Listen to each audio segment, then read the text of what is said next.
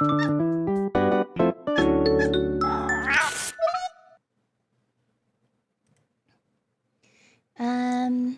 so hello everybody. Hi, my name is Safar Umi. I'm a wandering cat. uh, and not wandering, I said wandering. Oh well. Oh well. Uh, well, as you can see on my screen, I've did a few changes. So yeah, we can walk by them one by one, maybe. So, um, I've added a screen. Oh no, I've changed my clock to show stuff. Oh, hi, Chloe. How was your co-working and study stream? I'm sorry I wasn't able to join. I was working the rest of the afternoon. Yeah, welcome. Also, have you recorded the stuff yet for Bubby? I just finished mine, so I was a bit late.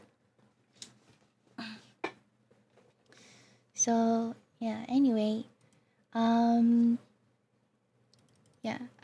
So yeah, I've made a few changes on my stream stuff.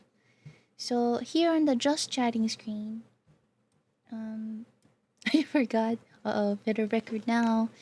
Deadlines today. Um, so yeah, so you can see have my timer up there, and so the chat box, at least for this interface, it still looks the same. But for my closed captions, I've made use of some old assets because it feels like a waste not to use them because they look really good. And again, they are made by Chloe. Um, Chloe right here in chat. And yeah, so I've put my closed captions there to show. And if we go to my next screens, it will look like this. So yeah, in my next screens, they now look like this. So the chat is now behind me, and now I have a podium to stand on. Ah! Um, and I've moved my clock way over there, which also shows some of my socials and also my art tag. So I'm hoping like at least this way the closed captions like won't take up a lot of space for the foogies and stuff. Like when I'm in a big call with friends or collab. And hi Haberb.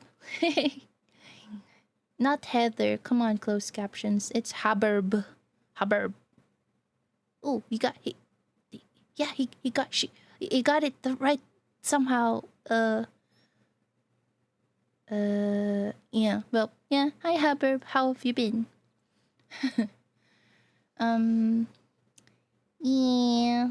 Yeah. I've made some changes, so you can now see like the chat on this screen like goes top to bottom instead of bottom going up. Haberb. Yeah, but like it's closed caption. It's closed captions fault. Not me. Not me. Abid Mills. Oh, that's good to know. I hope your weekday and your week's been going well. For me, it's been. And today I found out a friend is going on indefinite hiatus. Cause, well, they're gonna chase their dreams, but I'm happy for them. But um,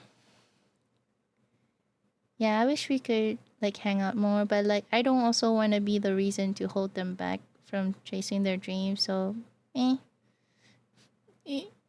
I just wish we could still all hang out like when we can.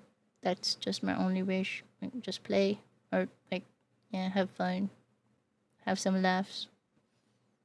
But yeah, I don't want to be the reason to hold them back. Um. Anyway, so we're just gonna handle that. It's fine. We're grown ups. We can do this. Friends come and go. The ones who stay, um, have the ones who stay are special. Um, yeah. Oh well. But not that they're leaving because like something bad happened. It's just that life. Anyway.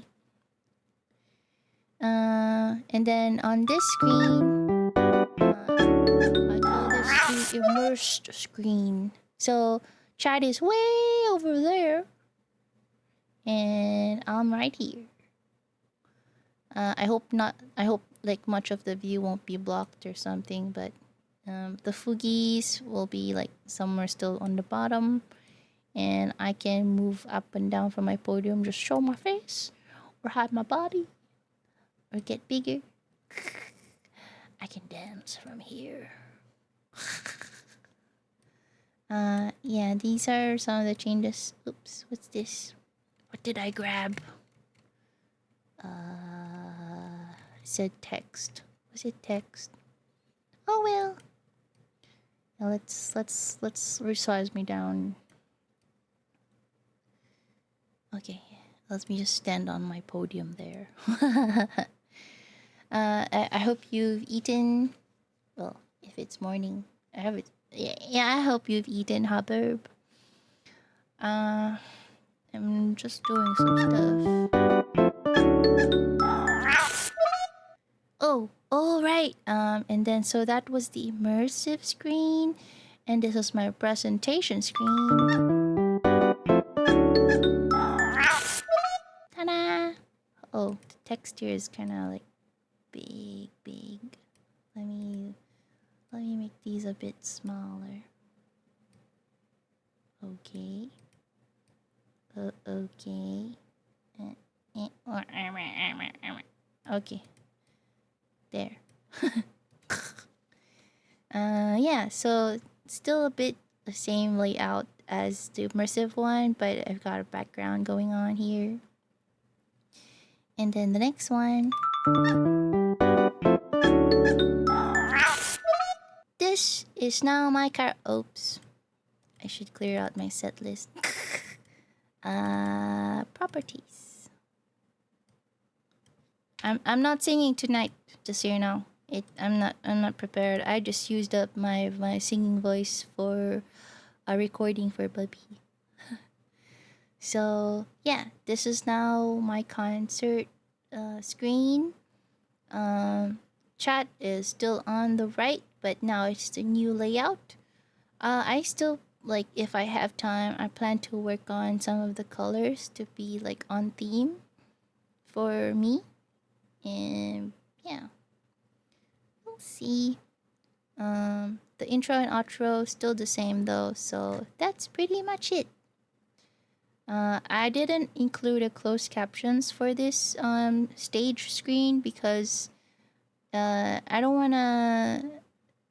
want the closed captions to confuse anybody if I sing and it doesn't capture the words properly. So let's just go with the vibes. unless people want it there, but I don't know. I don't know if it should be there. Anyway, yeah. So let's go back to the chatting screen.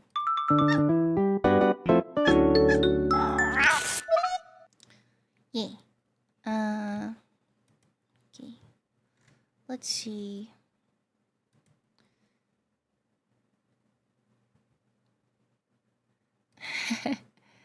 I just messaged Albert and the others that I'll be playing Overwatch with them again later. Like in a few hours, maybe 12 hours.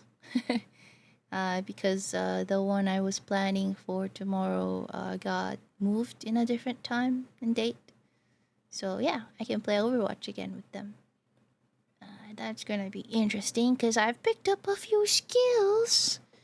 Um, if you've watched like my previous games with them, I've started to pick up on Orisa and May. Oh my gosh, they're really fun to learn and play. I'm starting to get uh, fixated on the game as well, which was something I did not anticipate because, something I've mentioned in the previous stream. Um, I've been avoiding kind of like PvP games because they're very stressful and causes me a lot of anxiety.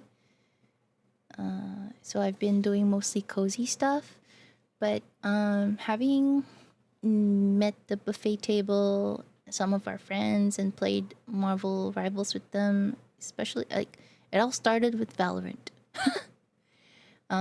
Like recently. Uh, so yeah, I started getting used to playing and like Marvel Rivals when we first started. I was really scared to disappoint my friends and like uh not be able to deliver and stuff and be helpful. So like it brought out my competitive nature to like get better. But so I've been playing a lot, uh, like a lot of AI games, like the bots in game and quick matches. I tried some competitions. I mean, like comp plays by myself also, but it's not as fun when you're not playing with friends. I miss playing with everybody.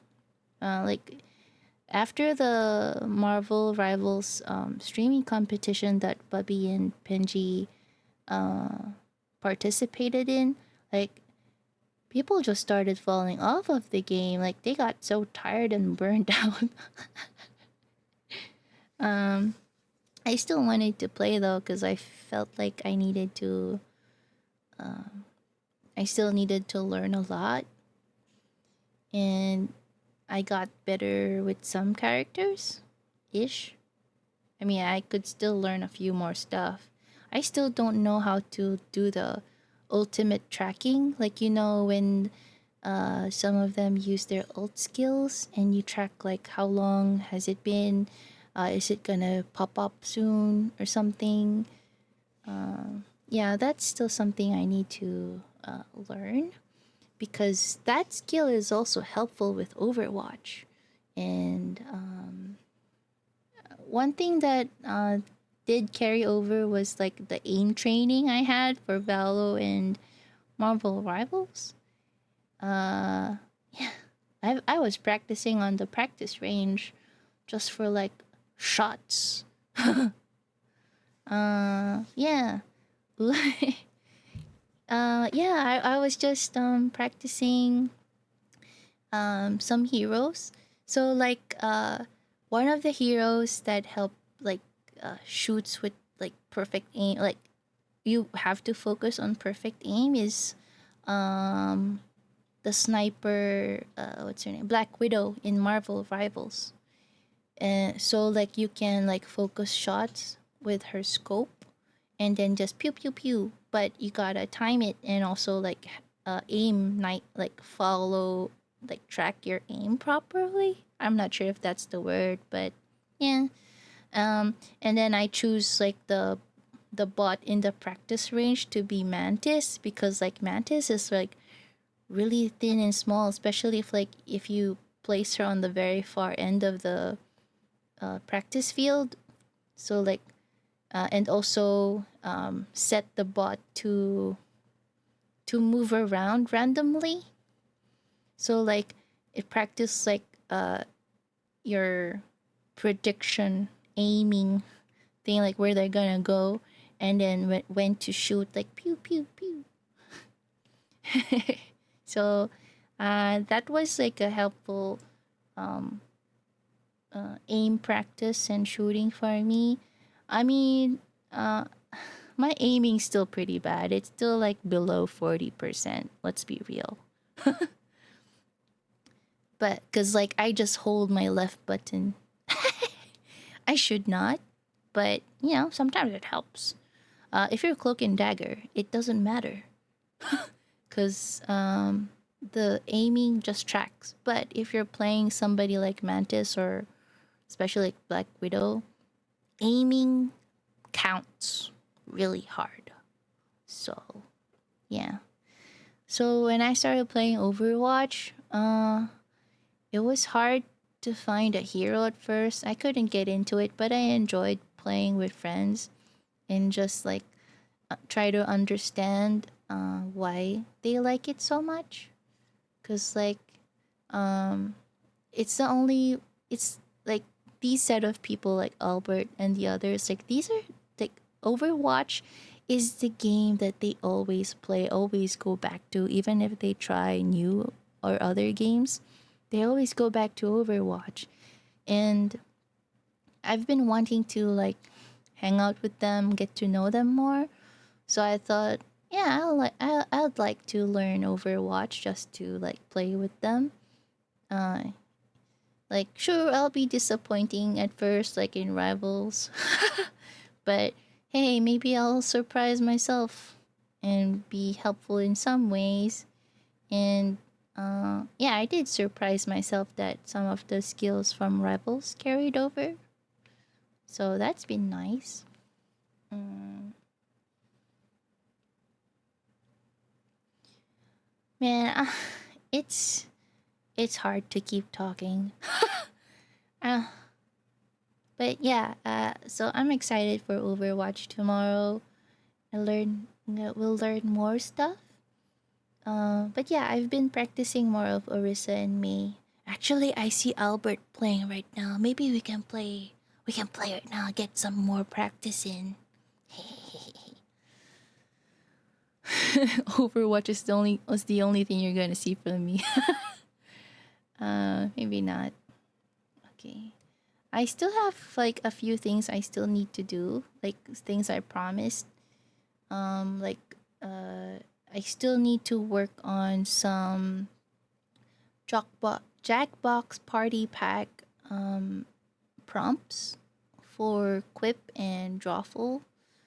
Uh, yeah, probably. I still like. I've only written down 3, and I need 30 to make it fun and like last. Last a whole stream, man. Um, so yeah, I gotta do a bunch of stuff, and one more thing is some one-liners. I can't think of one-liners. Like, chat. If I had to do one-liners, what kind of one-liners would you expect from me? Like, would you think would come easily for me? Like, something you could actually imagine me saying. Like, ikuyo. Okay, closed captions. It's not IKEA. I said ikuyo. Oh no, not eagle, bro. Well, it's in Japanese, and I guess closed captions is in English. So, eh. Is it possible to add Japanese to closed captions? I gotta look that up. Eh. Oh yeah, one more thing I did add, which is not very obvious for OBS, is that I've started using Spout. So now, if I need to fix anything in VTube Studio, it wouldn't show on my screen anymore. So I'm excited for that. Yeah, I'm happy about that. But I still need to learn how to make better like shout out clips for the clip replays. I saw something online actually that says like for the clip replays for shoutouts, Twitch changed something in their API, so it might not work as well as before.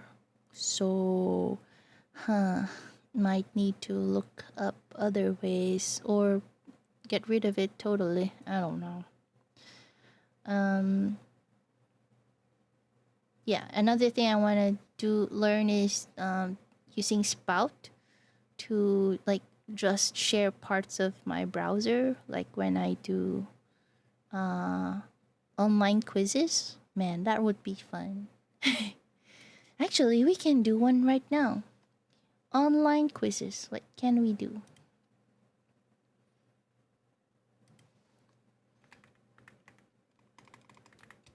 Oh, wait. Hold on. Let me reply to the message.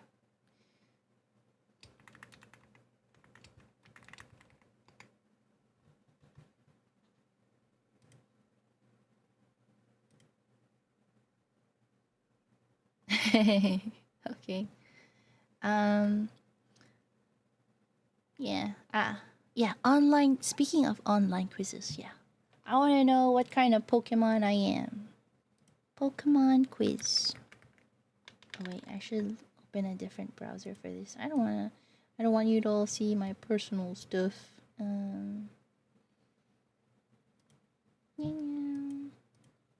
Hold up. Let's change screens.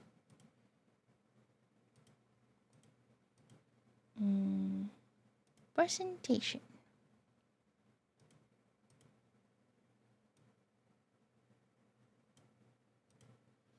Okay.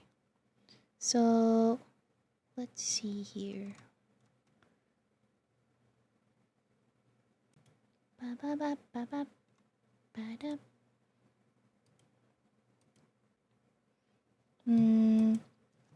Pokemon quizzes.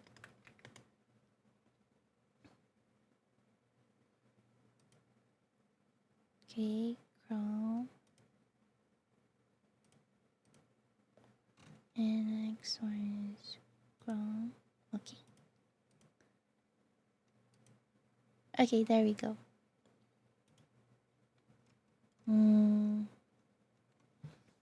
Yeah, let's do this one. Huh, that's weird. Why isn't it full screen? Oh, spam detected. Thanks, Surrybot. Right. Oh. Okay. Let's see. What kind of Pokemon quizzes are there? What Pokemon are you? Yes, this is what I want to know. Not interested with AI.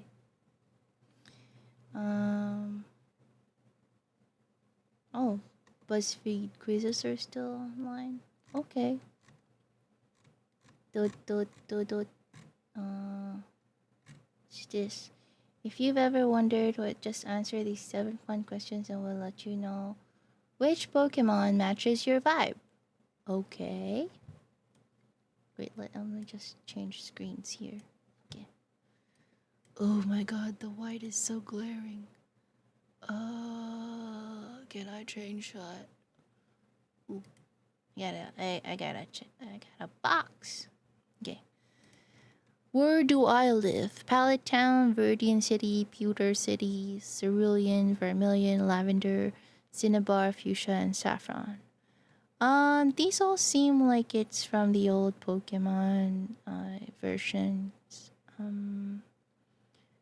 I wanna be in Fuchsia City. Come on. Okay. Choose a gym badge. Just this is, yeah. This looks like the old one. Rainbow badge, soul badge, volcano badge, relic badge. I will go for. I always like Earth.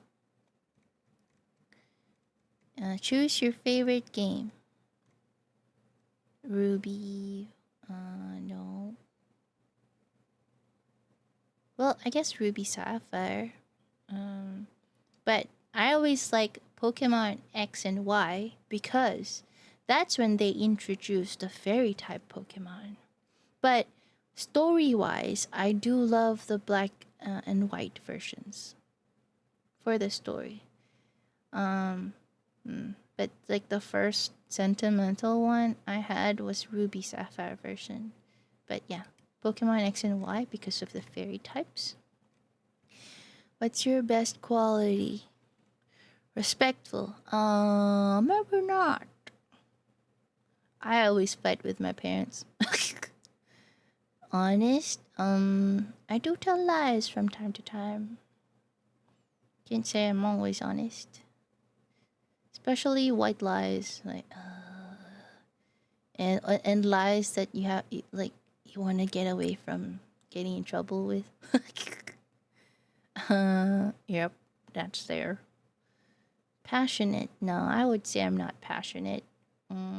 I get like I I cannot get too deeply hyper fixated. Like I jump from one thing to another, and like my interest doesn't really like my memory doesn't let me stay on one thing too long or remember anything too deeply. So maybe not. Humble? No, I just know where I am. I'm just being realistic. Focused? Hell no. Confident? No. Brave?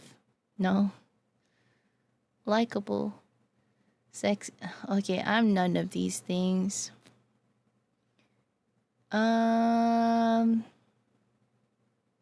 Let's just say out of everything here. Oh, hi Neko. Yeah, I'm just doing a just chatting screen tonight, maybe. Oh wait, why is the chat still the old? Oh, it's still showing the old chat. Hold up. Me, me. Uh, okay, there we go. I hit it. Hello. Neko, Neko. Yeah, okay. So, for Neko here, yeah, I'm just doing, just chatting tonight.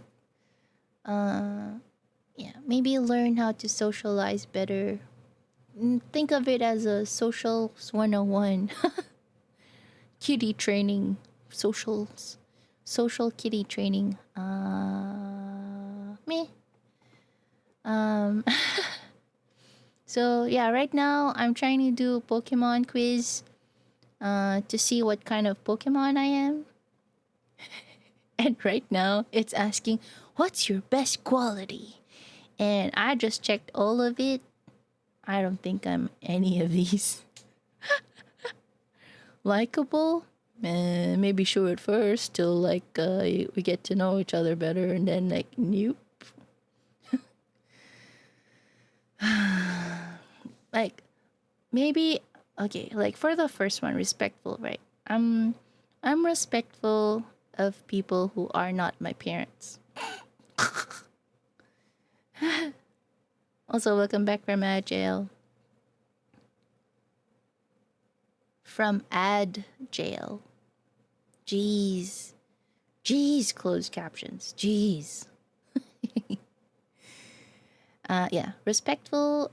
Maybe yeah, to some people who I don't have like a lot of negative memories or trauma with. Honest, if I am not trying to say white lies or if I'm not trying to get out of a bind, maybe. Passionate again, nope. A friend who is kind of certified at trying to assess if if kids have ADHD told me I show signs. So nope. I cannot hyperfixate or focus long enough on something to be passionate about it. But what I am passionate about is like I want people to feel welcome. I want people to feel included in even myself because I don't know, growing up one core memory I have is like I was going home right from school and it was one of those rare days my mom would pick me up because there was a school event. So she happened to be there.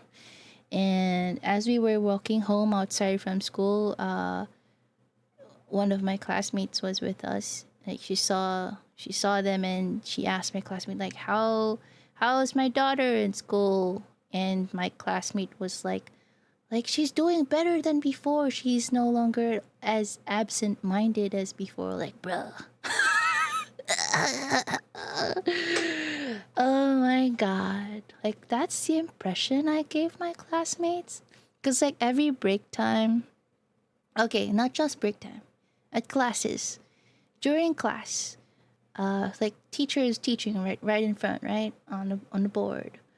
I would always happen to be looking at the window and dream of like, hey, maybe fairies are flying outside and like imagine them like just flittering around and look at my other classmates like what they're doing and try to draw some doodles in my notebook. Um, just being a kid. And when we have our recess breaks or lunch breaks, um, I'd be outside. I'd be sitting alone, just looking at the trees.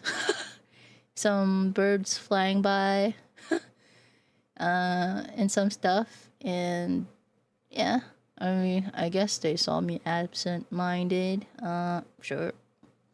I didn't talk to a lot of people except for some friends that I knew I was comfortable with, but uh, never get too comfortable with me, cause then, yeah, uh, we might overstay each other's welcome. Oh man. So yeah, passionate and focused. Like, nope, not right away. It's a nope. Humble. No, I'm just being realistic. No way. Confident. I don't know about you, but self-deprecative humor is not very confident. So that's also a nope. Brave. Also a nope. Likable. Maybe some. Sexy? Hell no. So, yeah, I'm not any of these, but out of all of these, maybe, based on what people tell me,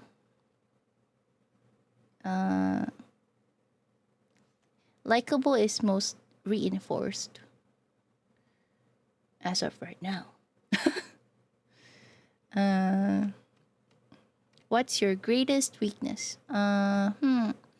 Distant, selfish, perfectionist. I relate to that. Okay, I also relate to impatient. Okay, I also relate to that. Control. Yes, I also relate to that. Stubborn. Yes. Always late. Oh my gosh. Yes. Pushy. When I'm trying to be like controlling and pushy, like really close together. Like when you nag a person.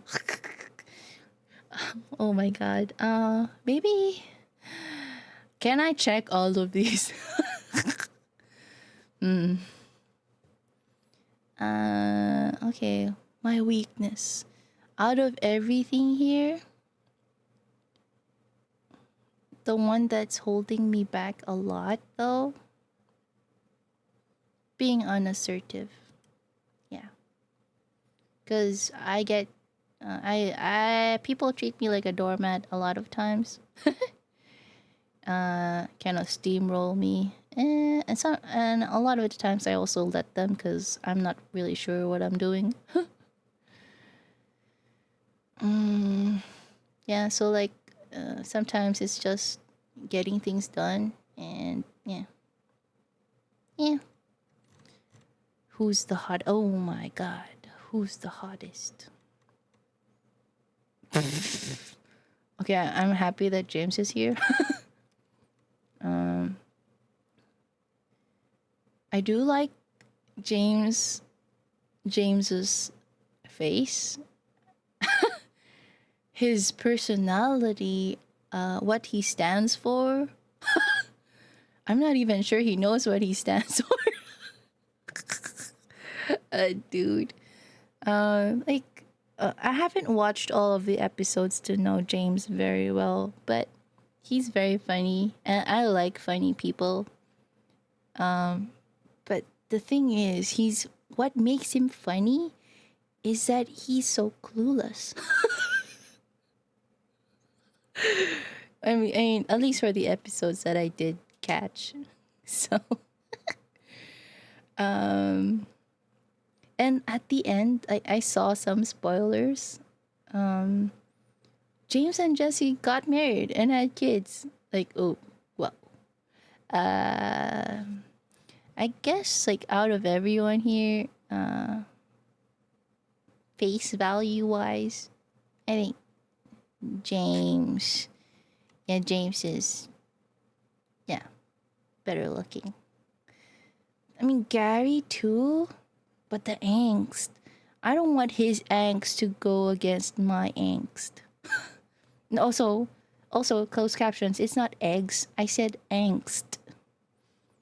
No, not thanks. Angst. Oh, bro. We're gonna waste all night here. Closed captions. Stop. Okay, we'll just go with James. Pick an evolutionary stone. Ooh. Um. So, well, well, I like all of them. Just to be honest with you, like just to be clear with you.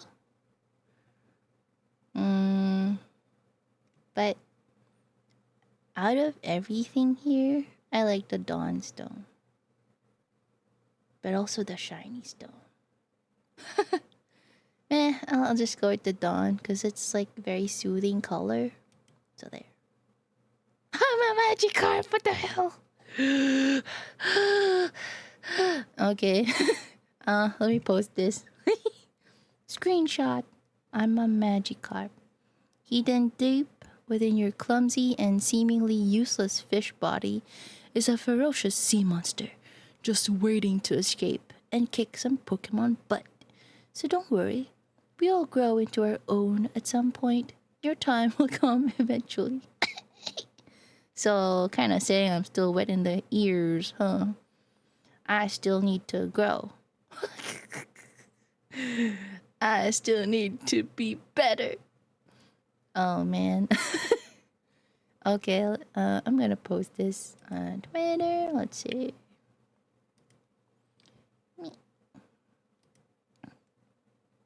Oh, what? What? Okay, hold up. Quote. The Pokemon quiz.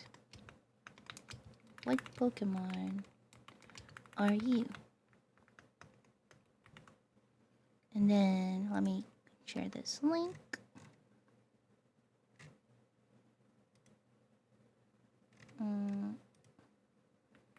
Link. There we go. Yep. Yep. Okay. Earth's posted. I do not care for Magikarp. Let's be real here. Okay, chat. I need to know what kind of Pokemon are you. You better answer the quiz, please. You better answer it. There. I want to know which Pokemon you got. I cannot be the only Magikarp here. Is it because I'm an assertive? Unassertive. Bruh. English. Man, I'm just gonna flail around to like get angry. Okay, it's funny. Okay, let's see what other Pokemon quizzes are there. There's one from WikiHow. Ooh, legendary Pokemon. I want to know what kind of legendary I am. And it's from Nintendo. Choose a power. Ooh, I like this. I forgot their name though. Me. I only remember Cernius. X and Y. Choose a superpower. Traveling into the past, telekinesis, super strength, ability to stop time, invulnerability, seeing into the future, teleportation. Mm, I would like telekinesis. Because, like, everything here, like, if your powers were as strong as Jean Grey or Phoenix, you can pretty much do all of these. I would like to think. So, wait, let me just get the definition. Define telekinesis. Supposed ability to move objects at a distance by mental power or other non-physical means. Oh, it's just only for movement, huh? I would like telepathic powers. Okay, telekinesis is very specific. I guess kinesis should have been kinetic powers should have been an indicator of movement. Um, ability to stop time. Teleportation. Teleportation would be so fun. And like bring stuff with you also. That's gonna be like Shadow Kitty's Shadow Kitty's power. Shadow Kitty X-Men. Oh, it's Kitty Pride. Yeah. She could teleport, right? Or she just phases in and out of walls.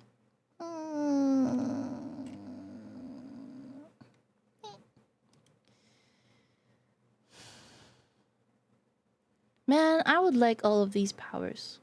Because invulnerability, I wouldn't wanna, like, I wouldn't mind getting hurt by anybody. Like, even getting hurt by words. Or even hurt myself with my own doubts.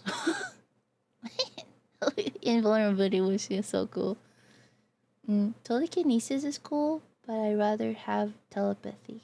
Yeah, telepathy is like it encompasses everything. It encompasses everything. So I want telepathy too, because like telepathy, you can already do telekinesis. You can do also like let me make sure of that, because telepathy might also be just communication via minds, meaning the supposed communication of thoughts or ideas by means other than the known senses. Oh. Oh. Okay. I'm wrong. I am so very wrong. Telepathy is just sending messages through each other without having to say or type anything. Hey, Zad. Hi, Zad. How are you? Yeah, I'm currently doing some Pokemon quizzes. Getting to know ourselves more and letting the chat get to know me more a bit. It's more mind stuff. Yeah, it is more mind stuff. But, well, if telepathy is just sending messages, though, telepathically, I want powers like Jean Grey. Jean Grey, she's got all the tele powers everywhere. It's more mind stuff, like yeah, reading mind, sending messages through your mind. But like Jean Grey, she can do all that and like telekinesis as well, and she can fly. And I bet if she really wanted to, she can stop time by taking control of another X-Men or another mutant. I'm a simple ghosty. I see Pokemon, I immediately. Yeah, I sent one earlier. So this, I did one quiz earlier to see what kind of Pokemon I am, and it gave me Magikarp. Zad, can you believe that? Magikarp. And right now I'm doing what legendary Pokemon are you? And I'm still in the first question. I don't it doesn't have the power I want. I want I want powers like Jean Grey. Magikarp. Yeah. Magic. Imagine me, Magikarp. Like, what did it say again? Hidden deep within your clumsy and seemingly useless fish body is a ferocious sea monster just waiting to escape and kick some Pokemon butt. I mean, I do know I'm clumsy, but fish? You're telling a cat I'm a fish? You are so wrong. Wrong. I eat fish. Breakfast, lunch, and dinner. Even snack sometimes. Yeah, so I beg to differ. Well, she didn't fly originally. She kind of adapted to as her character evolved. Oh, I see that. I mean, especially like when she became Phoenix, right? That's when she started like whooshing around. uh, but yeah, she became more powerful. I heard like some stories. I didn't really get to watch or read the manga. Sorry, not manga, the comics. I'm sorry. I'm sorry. Um, um, I didn't have access to comics as a kid. Like I lived, I lived really far from the city. Like the town I grew up in only became a city when I was in the 5th grade, and pretty much it was still developing, and it was only like a few years ago when we had a proper mall, and I was no longer living in that town. Like I moved away from that town when I reached college, when I started college. So it's been a really long time. Yeah. So yeah, I didn't have access to comics. And when we wanted to buy games, somehow we only like our tiny young city was selling dupes, which we thought was authentic. Well, I thought it was authentic as a kid. Um, and we just pay money like, hey, we want this game for our Game Boy, kind of thing, and for our PlayStation 2, PlayStation 1 and PlayStation 2. And then some of them wouldn't work when we got home. Oh my god, that was so sad. But yeah, it was a really it was a very young city. Like yeah, not the knockoffs. Yeah, exactly. Knockoffs. But like we didn't have access anywhere else unless we would go to Manila. And that was like a 14-16 hour drive from my city.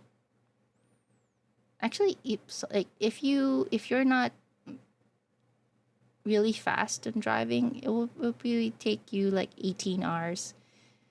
But like if you're cascasero, like cascasero is like in English is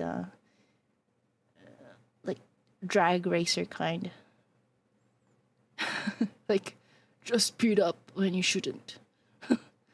Not beat up, speed up. Oh well. Yeah. Yeah, it will take you a really long time to get to Manila from the city, from my like city I grew up in. Yeah. So we didn't have a lot of access to anything, but thankfully, our TV cable provider uh we had Animax and sometimes Disney. So and Cartoon Network. I was pretty happy with those. I was happy with those channels, and Nat Geo and Discovery Channel. Anyway, superpower. Out of everything here, I see teleportation because I traveling. I just like to get there fast. And if I want to stop and smell the roses, then I'll not use teleportation. But, you know, if I need to be there, then I can get there with teleportation. Okay, second question. How would you want to get around? With graceful dance like movements, fly using a jetpack, use a time machine, ride in an armored truck. That's funny. Run with my strong legs, use a portal, levitate. I mean, levitate is fun, but on some Pokemon, on some contexts, levitate is just floating on the ground, and if you have no inertia, you can get there like pretty slowly. So, maybe not that. Run with my strong legs? I beg to differ. Me with my tiny paws? My feet? My limbs? No. No. Time machine. Let's be real. I want a portal. I want a portal. But an armored truck would be so funny. Like, just imagine a small kitty on the dashboard, and I have like a driver driving for me. That would, that would be so boss. Okay, use portal. I see. I made the right call giving you Mew for your team. Oh, because Mew has teleportation? I I don't really know a lot about Mew. I just know that Mew's really powerful and a legendary. Because I never got to have a Mew in any of my Game Boys or Nintendo consoles. I never got to play with a Mew. And I didn't really get to watch the Pokemon cartoon series. Ooh, okay. Hell yeah, I can teleport. Also, for those of you who wants to do this quiz with me, let me share with you the link. There you go. So on the third question, what kind of activity would you prefer? Watch sci-fi shows? I mean, Doctor Who. Think Wonk. Listen to heavy metal music? I'm very picky when it comes to this. Like, there's only like one song I like that's really heavy metal, and it's Black Sabbath.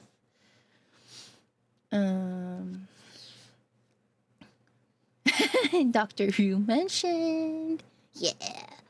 I was really happy to find out that you enjoy Doctor Who too, Sad, because I've been looking for a friend who likes the same thing, and I also found out Kong Kong likes Doctor Who.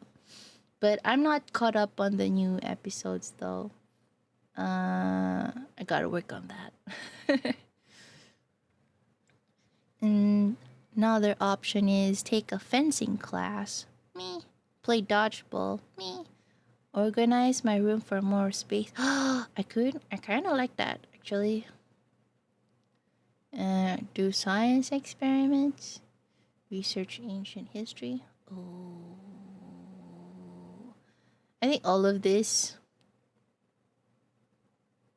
I do like organizing, but I'm also lazy.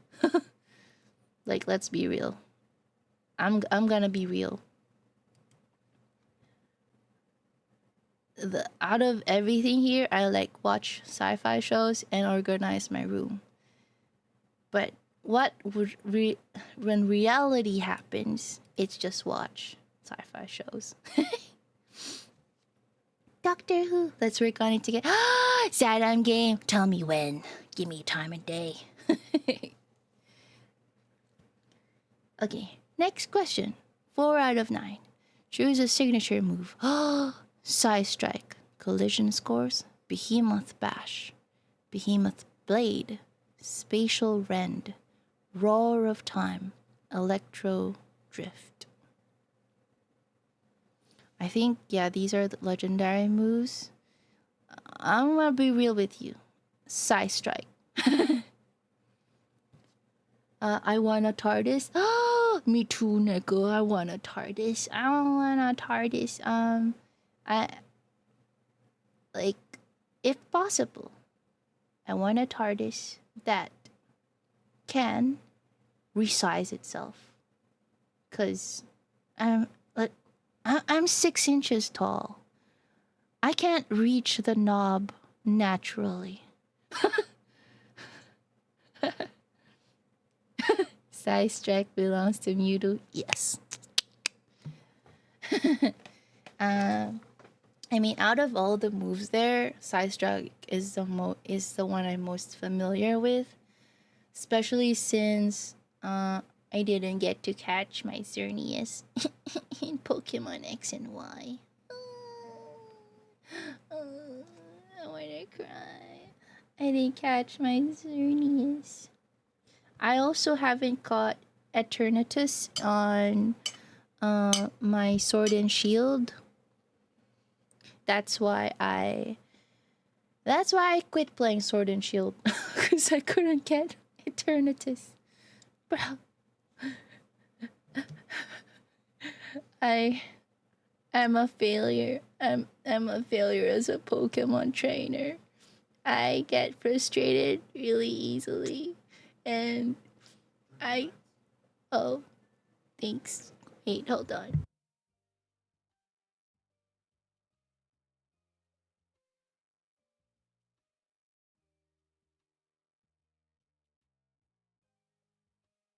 Okay, I'm back. Yeah, I haven't caught my Eternatus. I just finished beating the last gym leader, and Eternatus came out, and I couldn't catch him. He always kills me. So, um, yeah, I quit the game. I couldn't bring myself back to it. I missed so many Dynamax events because I was so brokenhearted.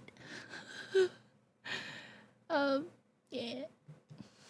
But what do you mean by the respawns ad? Like, do they come out again? Can I catch him? Like, is it not possible to catch Eternatus on that? Is it not possible to catch Eternatus? Like the first time you meet him? Is that the case? Because if it is, then I'm gonna get back to my game and just, let the battle end quickly. Let him kill me. Let him defeat me. And I will see him again elsewhere. Yeah. I'm a failure as a Pokemon trainer. Anyway, which of these Pokemon types do you prefer? Dragon, Electric, Fairy, Fighting, Psychic, Water, Steel. Before Fairy came out, I liked Psychic a lot. But okay. So in Ruby Sapphire, my starter was Mudkip, and Mudkip was my favorite. Marshtomp, even more. It was a groundwater Pokemon, so I could do mudslings. Oh yes, cause Eternatus has an auto catch event later.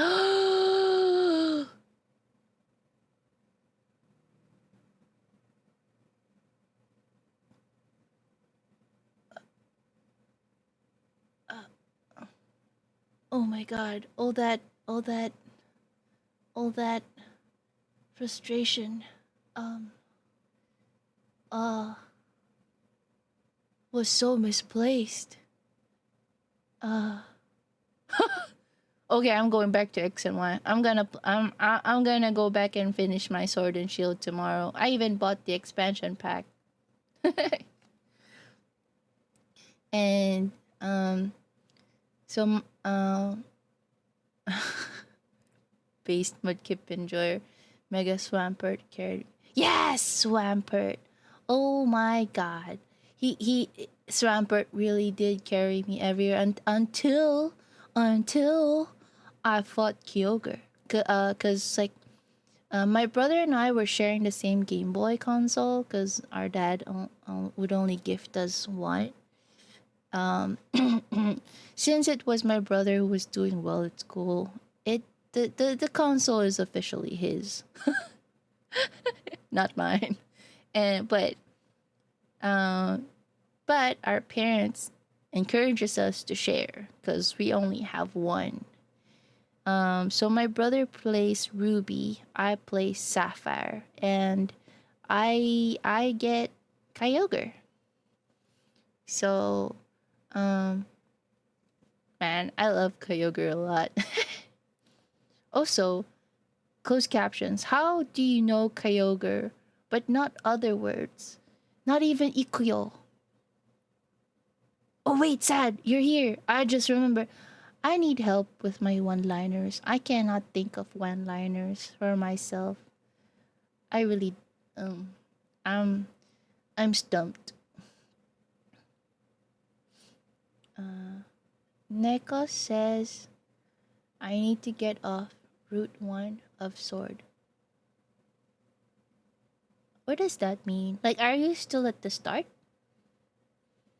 I forget where Route 1 is. I don't remember. I just, like, from the last gameplay, I just know the city with steps. With a lot of Dynamax caves in the fields. Oh my god. Yeah, we can brainstorm. Okay, G. Yeah. So, my brother and I would usually share one console and take turns playing. Hi, Stitch. What's up, cousin? What's up, cuz? I'm doing good. How about you? I haven't seen you stream for a while. Are you taking a break? Uh, Thank you for the pats. I'm currently taking a Pokemon quiz. Like, what kind of Pokemon am I? Well, earlier I got Magikarp on the BuzzFeed quiz. Like, for real? You're gonna tell a cat I'm a fish? Bro, you cannot do this to me. Thank you for the redeems. Yes, I wanted a shiny Wooloo, so I doubled back to the Route 1 and never. Oh, Neko, okay, you're so real for that. I would totally, like, if I happened to like pass by a shiny and did not get it, I would do everything to see that shiny again. Yeah, that's so funny. Yeah, I'm on break until at least November. Oh, okay. Busy at work then, I guess. Good luck.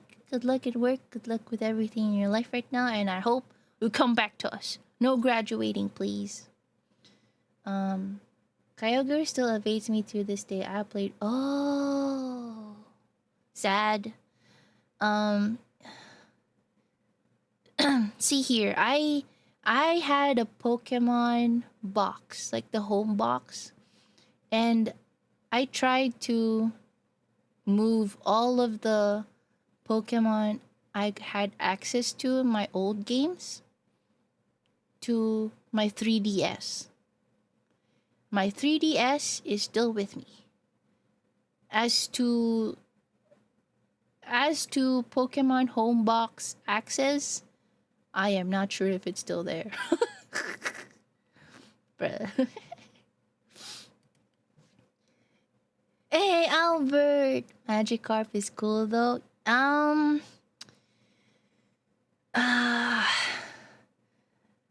thanks for Thanks for dropping by, Albert. I'm not sure I share the sentiment about Magikarp. he's he's pretty he's pretty clumsy. I mean, I'm clumsy too, but fish, come on, come on. You at least gotta give me Esper. Okay, closed captions isn't. I'm getting it right again. Per.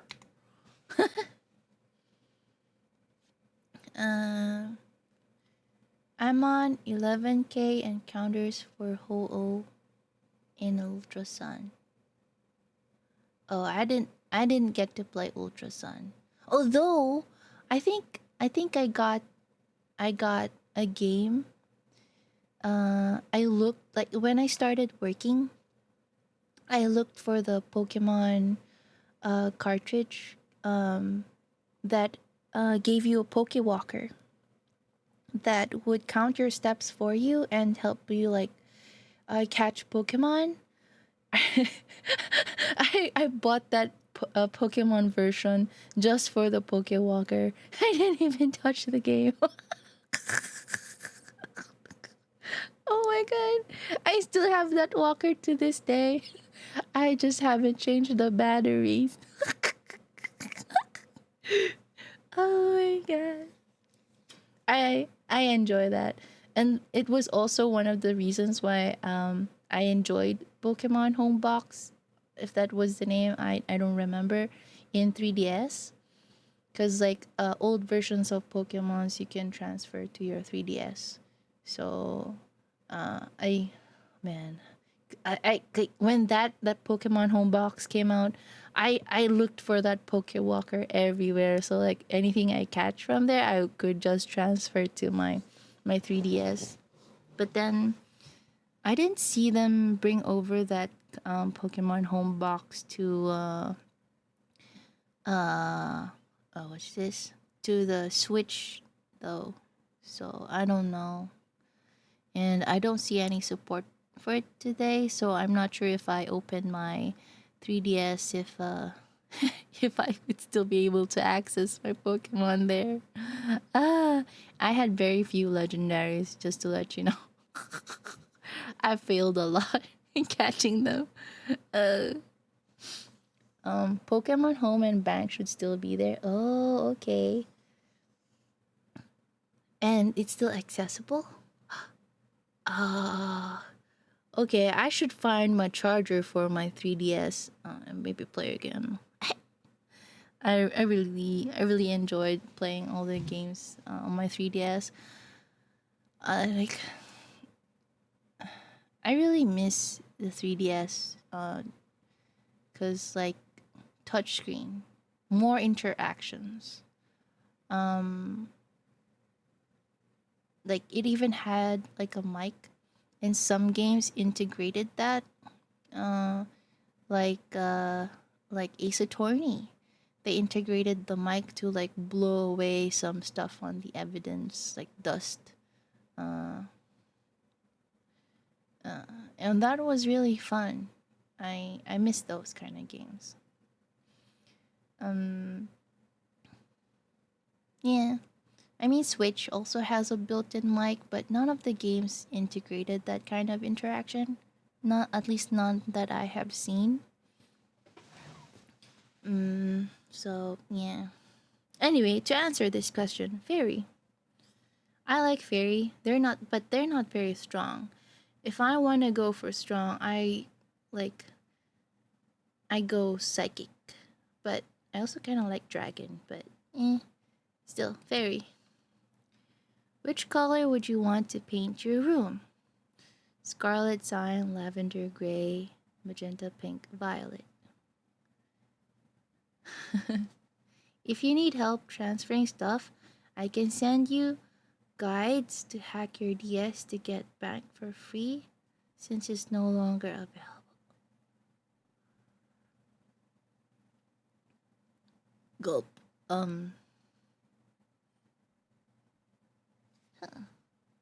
I am rubbing my chin right now.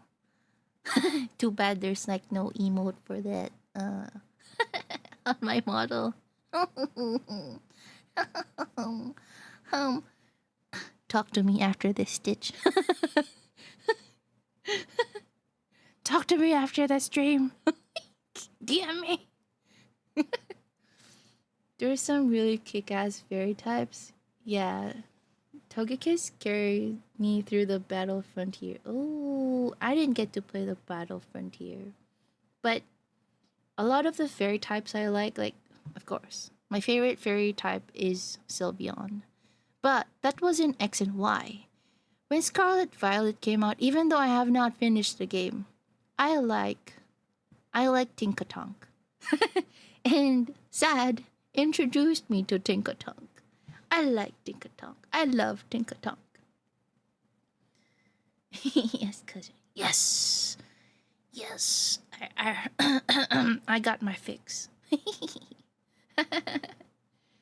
Yeah, I like my Tinkatonk. But before that, there weren't really a lot of strong fairy types. I don't remember if Mawile was a fairy. Let me see. Mawile Pokemon. I remember they were steel and fire. Hold up. Oh, it's still a fairy. Okay, yes. One of the strong ones I liked playing with was Mawile.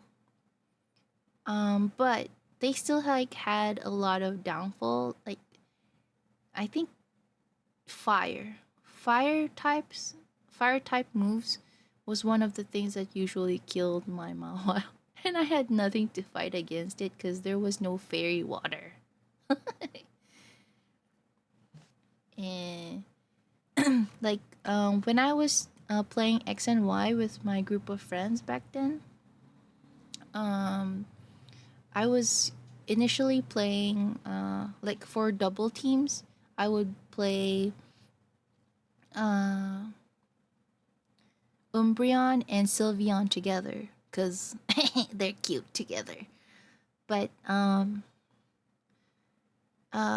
having found out Mawile from another friend, it's like Umbreon and Mawile together, and then you Mega Mawile. Oh my god, it's a really strong combination.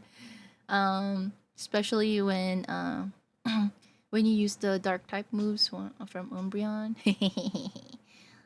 There's also Bite. I mean, Bite is so reliable. And yeah, Magamawa was really cool too, for real, for real. And one of the Pokemons I really loved from there, Bannet. Cause Mega Bannet, oh my god. I'm so excited actually for the next Pokemon because they said they're gonna bring the Mega Pokemons back. Me, Bannet. I really love Bannet. I really love Mega Bannet. Ta-da! Look at this. I mean, sure, cursed dolls can be really scary. But if it's in Pokemon form, maybe not. It's so cute. Oh, what? A doll can turn into a Bannet? Huh, I didn't know that. I can't wait to reunite with my Mega I didn't like Mega Kangaskhan. It beat my butt a lot. I really loved Mega Bannet and Mega Mawile. They were my favorites. And look at Chopit, so cute, so baby. Sorry, not Mega, just Chopit, Sorry. Wait, what were the list of Pokemons? Pokemon Mega types. Mega Evolution, yeah? Who were they? Oh, you're not gonna... Wait. My PC is starting to lag? Hello? Hello? Oh, because it was loading a lot. Okay, let's Mega Pokemon. I Actually, I really love this Mega Charizard that was Dragon type. He looks so cool. I really loved it. Mega Blastoise, not so much. Mega Venusaur, sorry, not so much. Like, there's not much changes from it and Venusaur. So, me, Alakazam, like, he grew even older. But also still cool. Gengar though, oh my, I love Mega Gengar. Really cool. Um, like punk. It gives a lot of punk vibes. And then there's Kangaskhan. I mean, the baby came out of the pocket. The Joey, but like, I mean, it's nice to know. Finally comes out. It it's gotten older, but then after the mega transformation, like, it goes back younger again. And goes back in the pocket. So it's like, did you feed the baby caffeine for it to work? Dude. Hi, Zayuf. Oh, hi, bye. Okay. Thank you for the bits, though. Thanks for dropping by. Okay. Zad says, Mega Gengar fixed my gripe with Shiny. Oh, actually, I don't remember what Shiny Gengar looks like. Okay, I'm getting so sidetracked right now. We're still at 6/9 questions. Gigantamax Gengar is huge. What's the shiny Gengar look like? Shiny. I really love the Mega. Shiny. Rarity. Huh?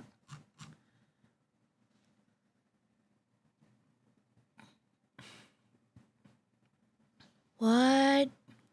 Mega Bandit costume? In Pokemon Go?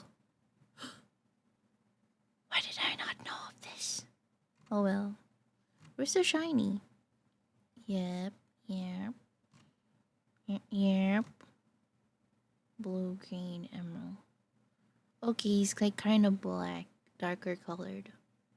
In ZA, they don't have abilities, so Mega Kang and Mega Mawile are sad. What's ZA, Stitch? Have you read some of the Mega Pokedex entries? Nope, I have not. Why? Is something up?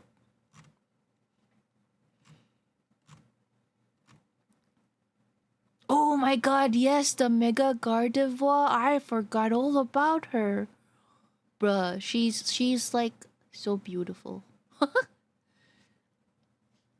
ZA is the new upcoming. Oh, okay.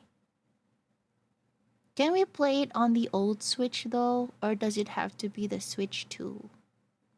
Because I don't want to buy the Switch 2. I heard lots of sad things about the Switch 2. And it's making me very hesitant to get a Switch 2. Some of those entries paint a rather horrifying picture of Mega Energy. Oh, why? How so? What did it say? Also, where did you find them? Okay, let me just see all the Mega transformations because I forgot. Oh, Pinsir had a Mega evolution. Gyarados too? Oh my, I didn't know.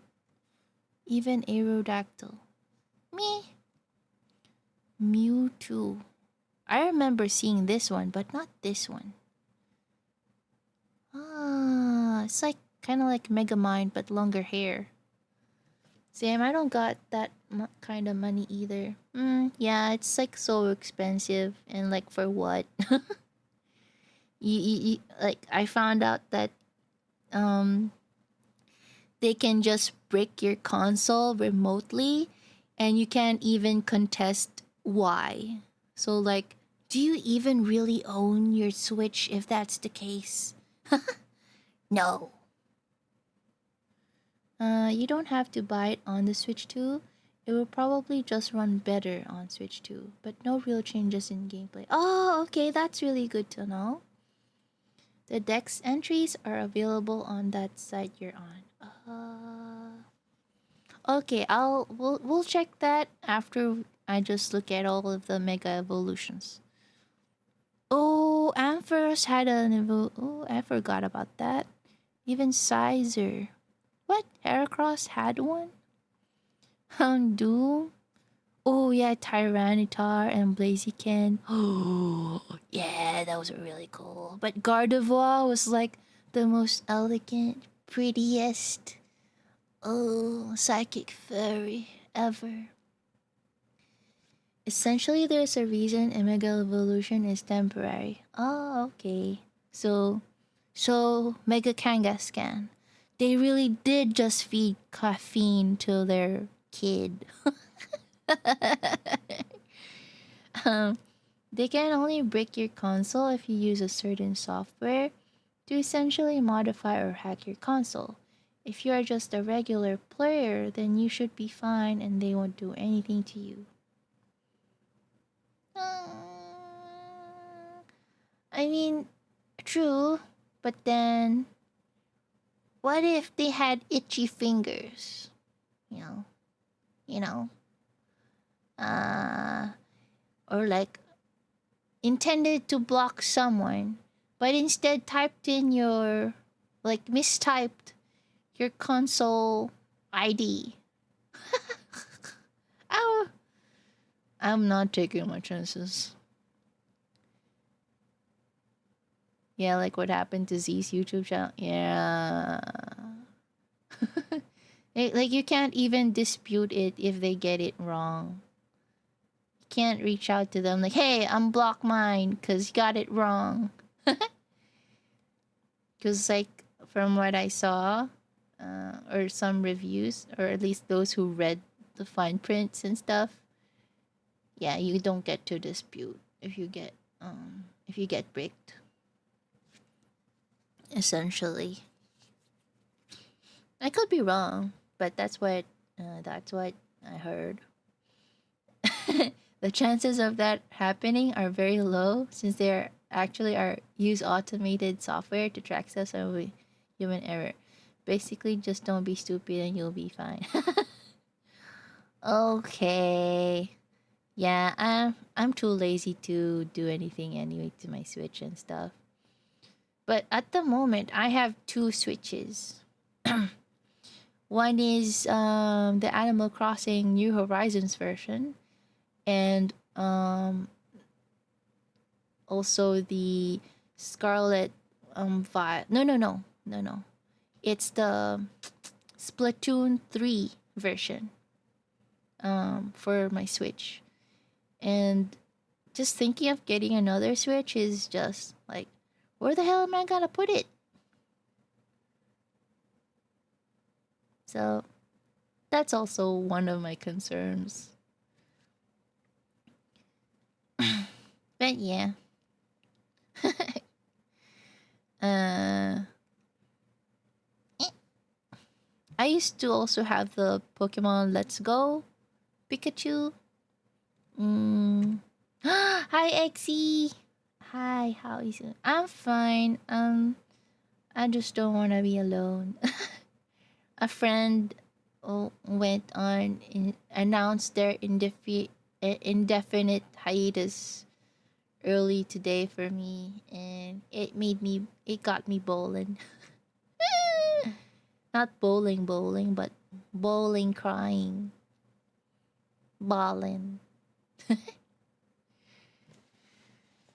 So yeah, I wanted to play games, but I wasn't sure what, and I was recording some song for Bubby before my stream, so I wasn't sure what to play. I didn't feel like anything, so yeah, we're just doing some quiz and some talking. Yeah, don't be sad. It's well, thank you, Eggsy. It really helps like having people around, people to talk to. I'm glad you're here. It's sad ice cream arms. I know, Nico. I know.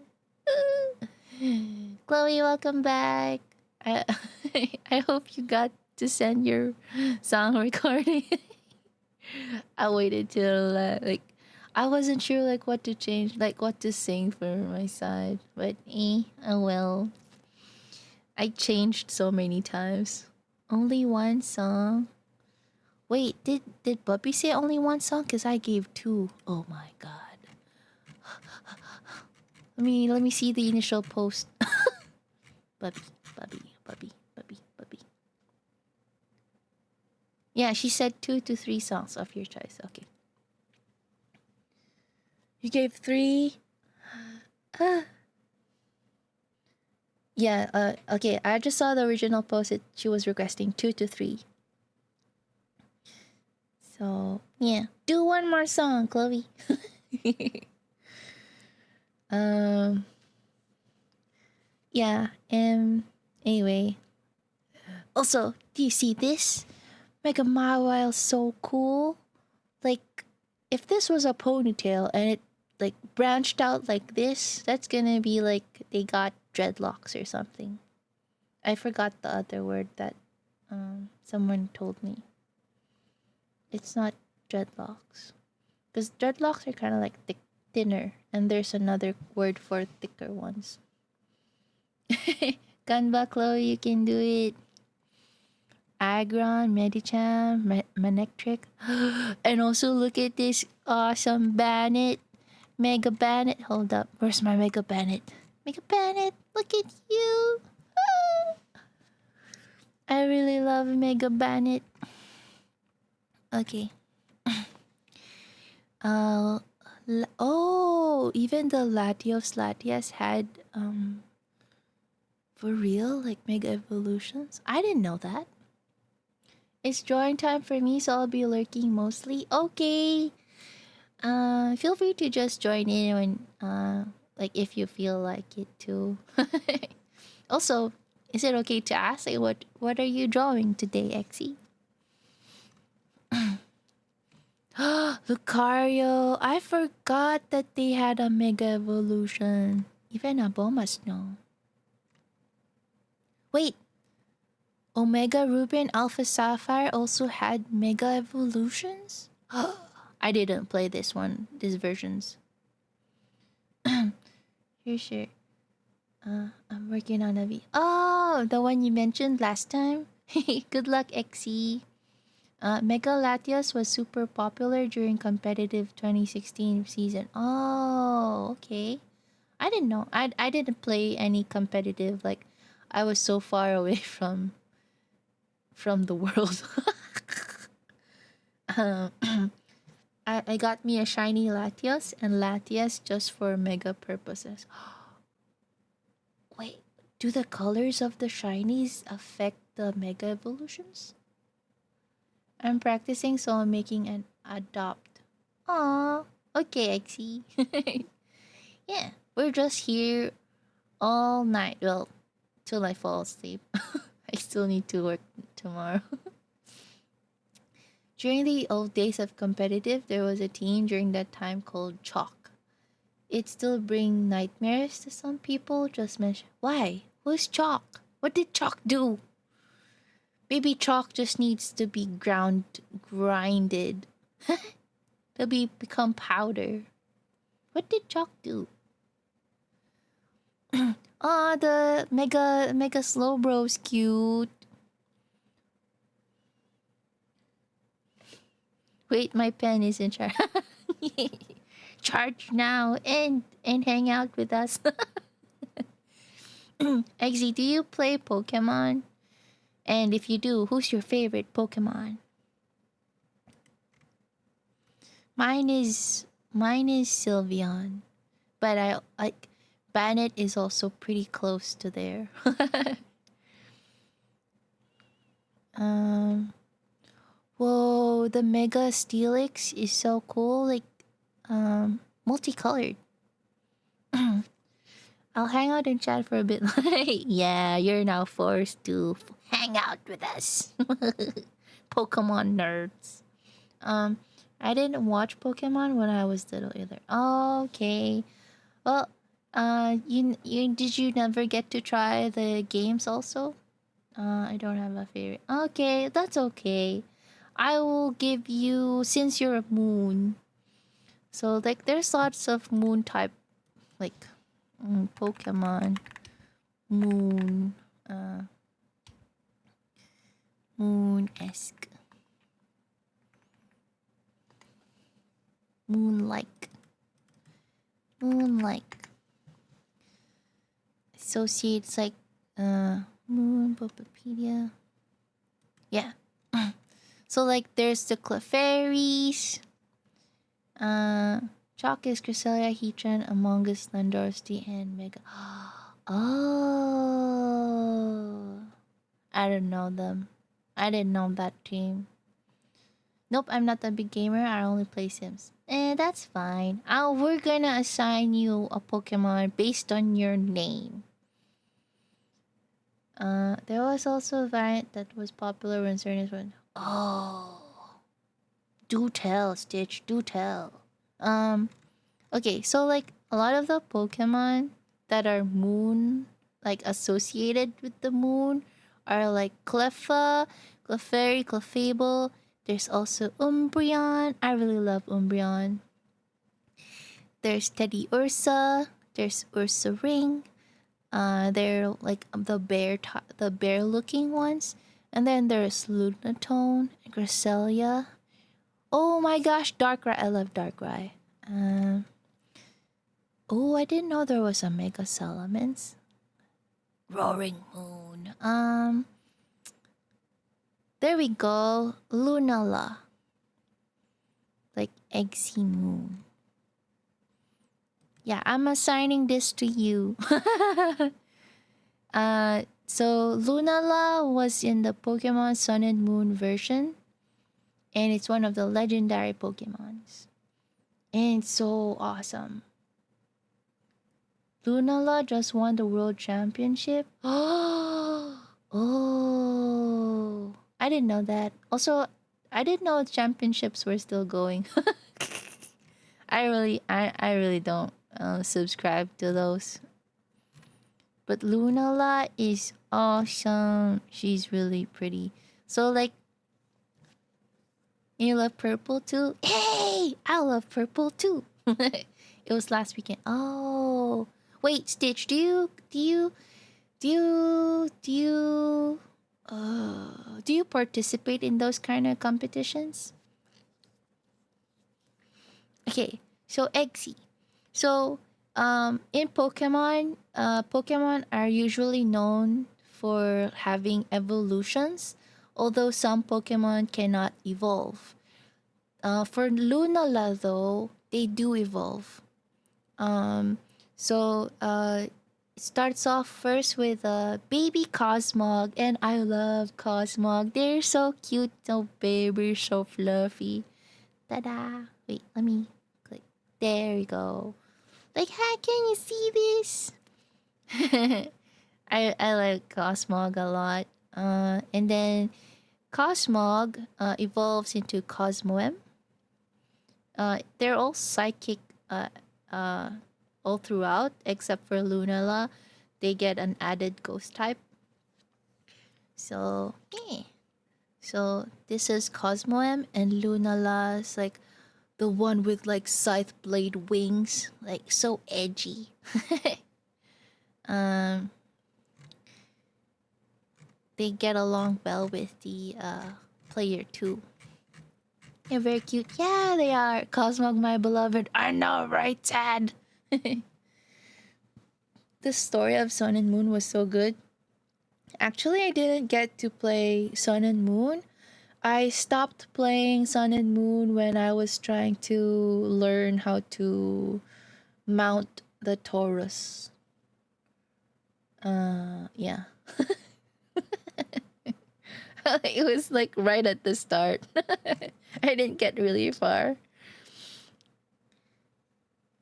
Okay. Since I did not get to play the game, I'd like to read more about Lunala's description here, together with Eggsy. So is a dual type psychic ghost legendary Pokemon introduced in Generation 7. It evolves from Cosmoem when leveled up in Pokemon Moon, Ultra Moon, Shield, or Violet, starting at level 53. Oh! It is one of Cosmog's final forms, the other being Solgaleo. Oh! Oh, the sun one. Okay. They all come from Cosmog. Oh, that's so cool. What was the story like, Zad? Um, Along with Solgaleo, it was initially shown without a name or any data in May 2016, but information on it was officially revealed on June 2, 2016. This Pokemon would fit my VTuber child too. Oh, her colors are white, purple, and gold. Oh, well, and teal too. Kind of like me. My my theme colors are uh, pink, purple, white, and blue. But I also got gold. Decals. Got our XJS rise. Give me like 20 minutes and I'll gush about it. Okay, sad.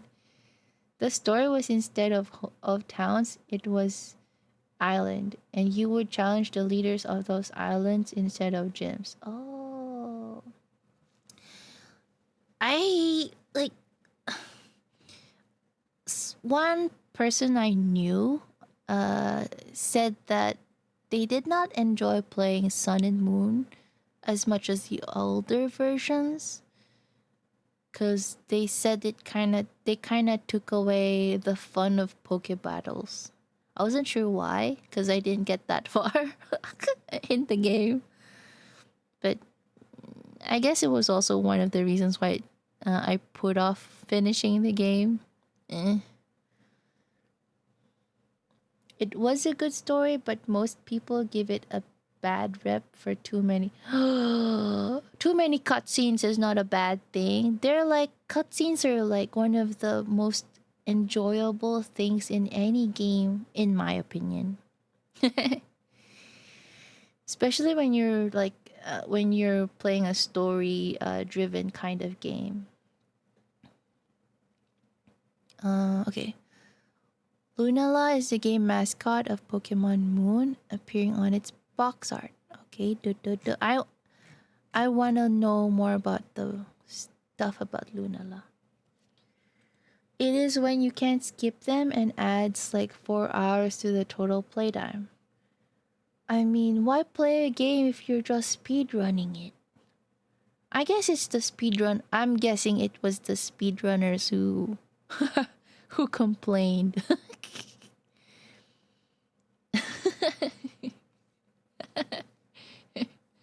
I mean, when you play a game with story in it, you gotta know some of the story to appreciate it. Weak attention spans. Tell them, Zad. Tell them.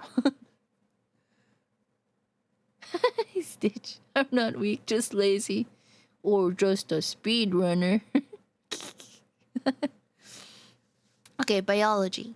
Lunala is a large Pokemon resembling a skeletal, legless bat. Oh, skeletons. Well, Exy. I'm sorry. That would totally be me. I'm not patient.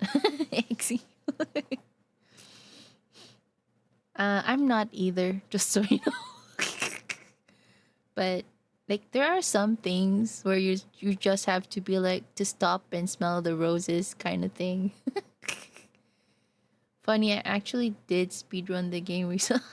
You are a speedrunner. A speed runner. Yeah. Like I can smell the nerd speedrunner in you, Stitch. Like I it you're you give off vibes like you know everything in and out of Pokemon. And like you want to get things done fast kind of thing. Zad is like also a person I know who knows Pokemon in and out, but like he likes to stop to smell and to stop and smell the roses. He's that kind of person to me, is what I'm getting.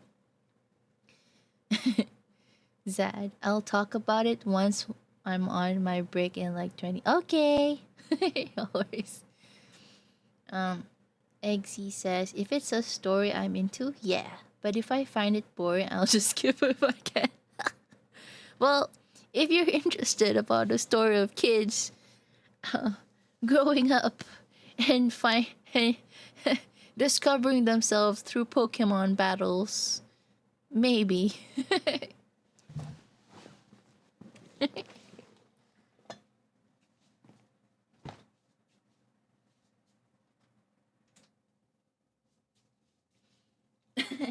It's why we're brothers.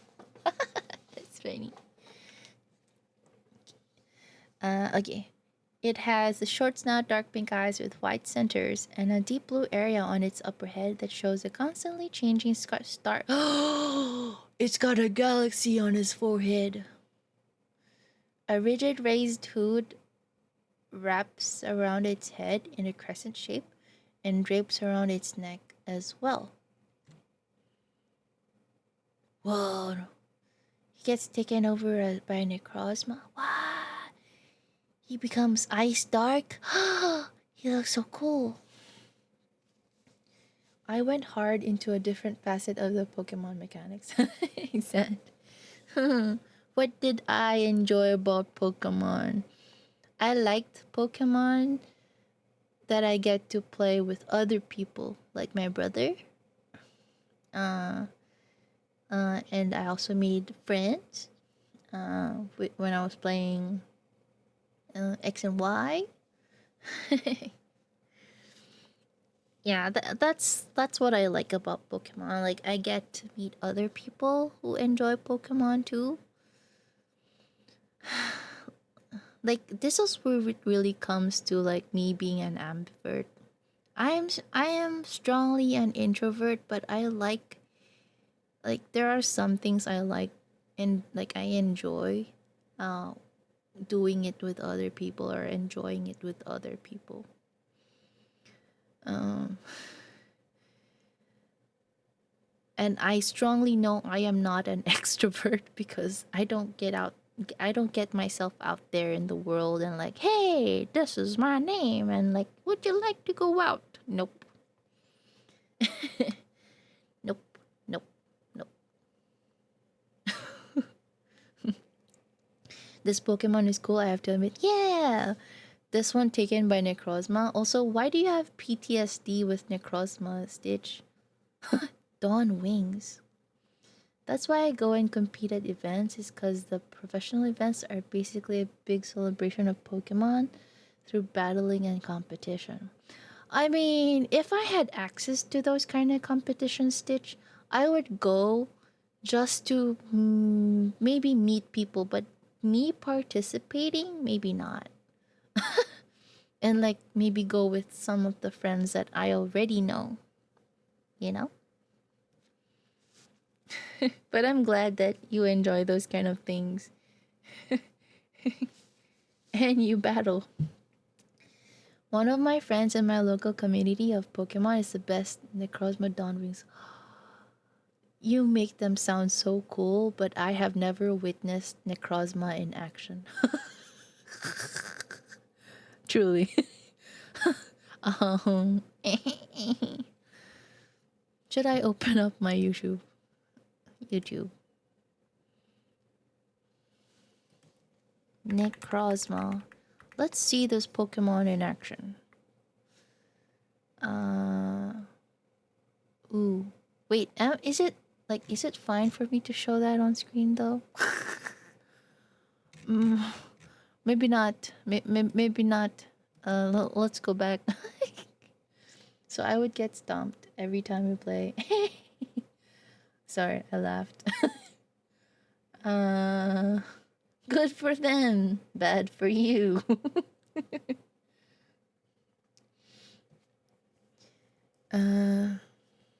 Lunala, similar to Solgaleo, is a being composed of light. Ooh.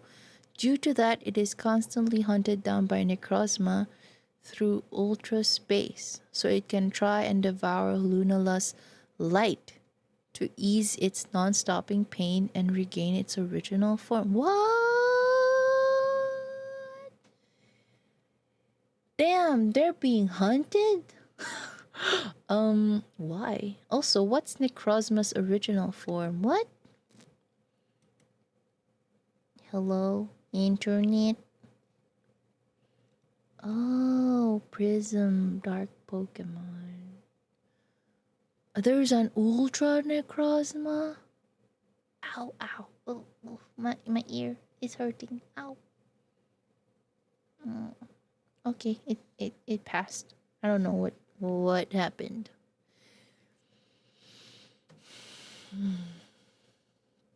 Okay, so Necrozma is in the Ultra Sun and Moon.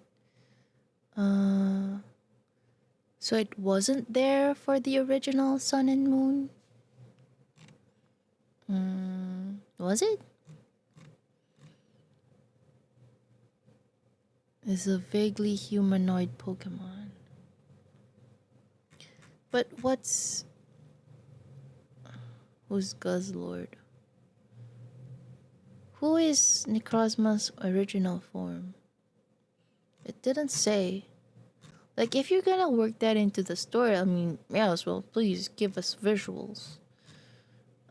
Solgaleo, Dawn Necrozma.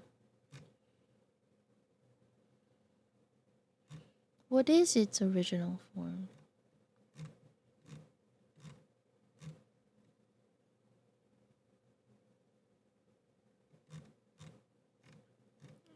Okay, I'm so curious. Necrozma original form.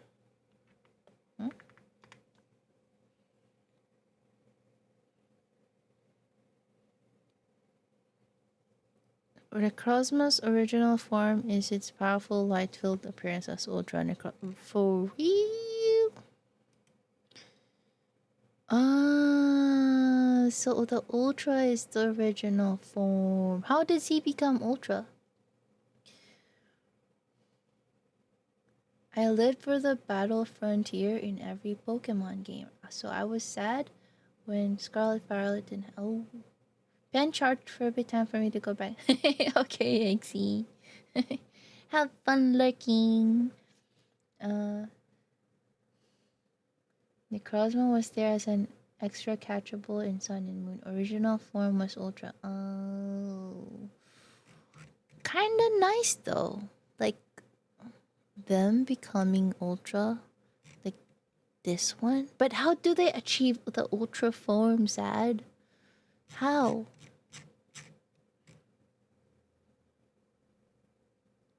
Wait, is it when you defeat them? Thanks, yeah. Thank you. Okay, let me just finish this quiz. Which color would you want to paint your room? I like mint green, like a muted apple green for a room, but none that choice isn't in here. So I will go for lavender. I mean, it still feels restful. Cyan, I feel like it's too bright for me. I'm gonna have headaches the whole day. Like, gray, passable if I have like other decorations that would, like, in different colors that would pop out. Probably I would accept gray, but I guess lavender is better for me. What would you want to be when you grow up? But I'm already grown up. I'm a grown kitty. Electrician, warrior, security guard, boxer, watchmaker, scientist, architect.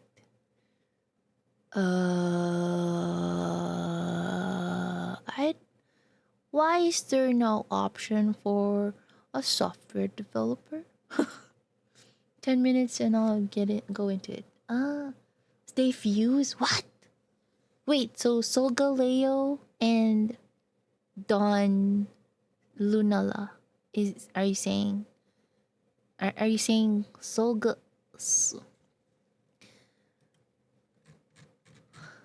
this dark dusk this Solgaleo and this Lunala fuse to become Ultra Necrozma? Or they just fuse as this? So like they're only on their dark forms if they're like fighting each other. Is that it? You are still a small grown man.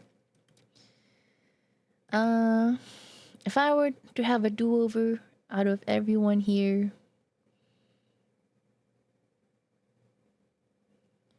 I still pick nothing out of here. Architect? I mean, it's nice to build houses and all, but I prefer interior designing. Lunala and Necrozma fuse together to form Dustmane. But then who needs to fuse to become Ultra Necrozma?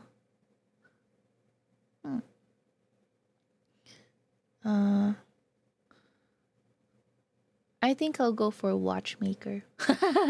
Yeah, I mean, I'm a tiny cat. I mean, I'm still in my kitten form. So like, I guess looking at minuscule pieces works for me. Ultra Necrozma is just a story element. So we never actually see Ultra Necrozma? It never happens in game? Oh, that sucks.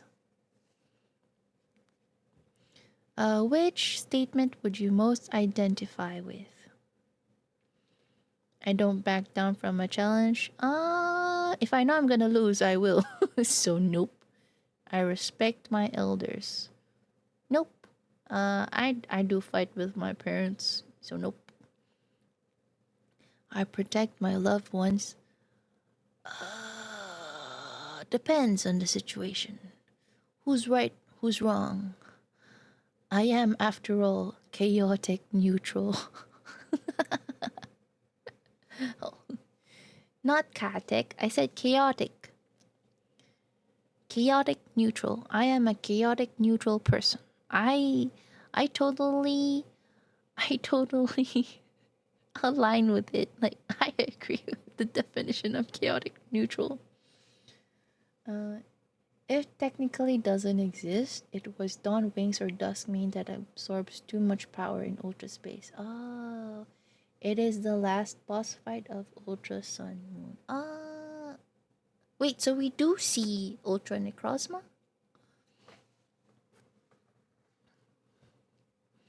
But yeah, I'm chaotic neutral.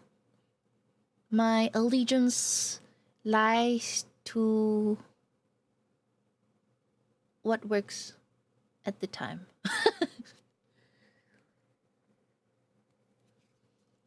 I'm a chaotic cat. Hey, hell yeah. Am I loyal to some degree? Yes.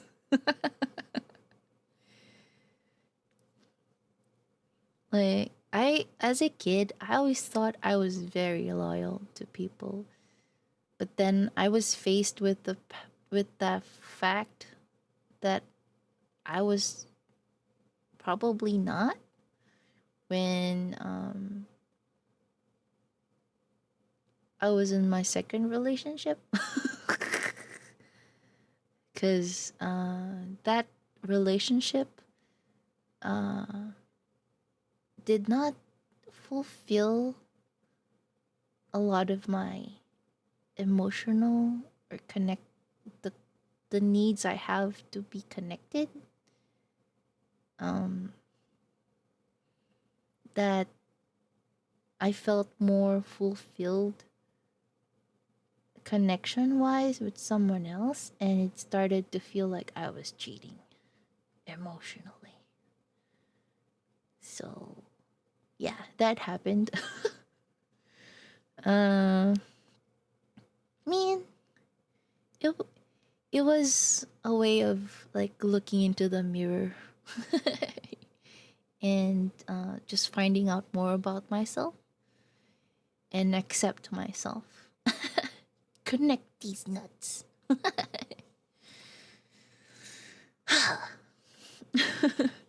uh, Gee, thanks, Stitch.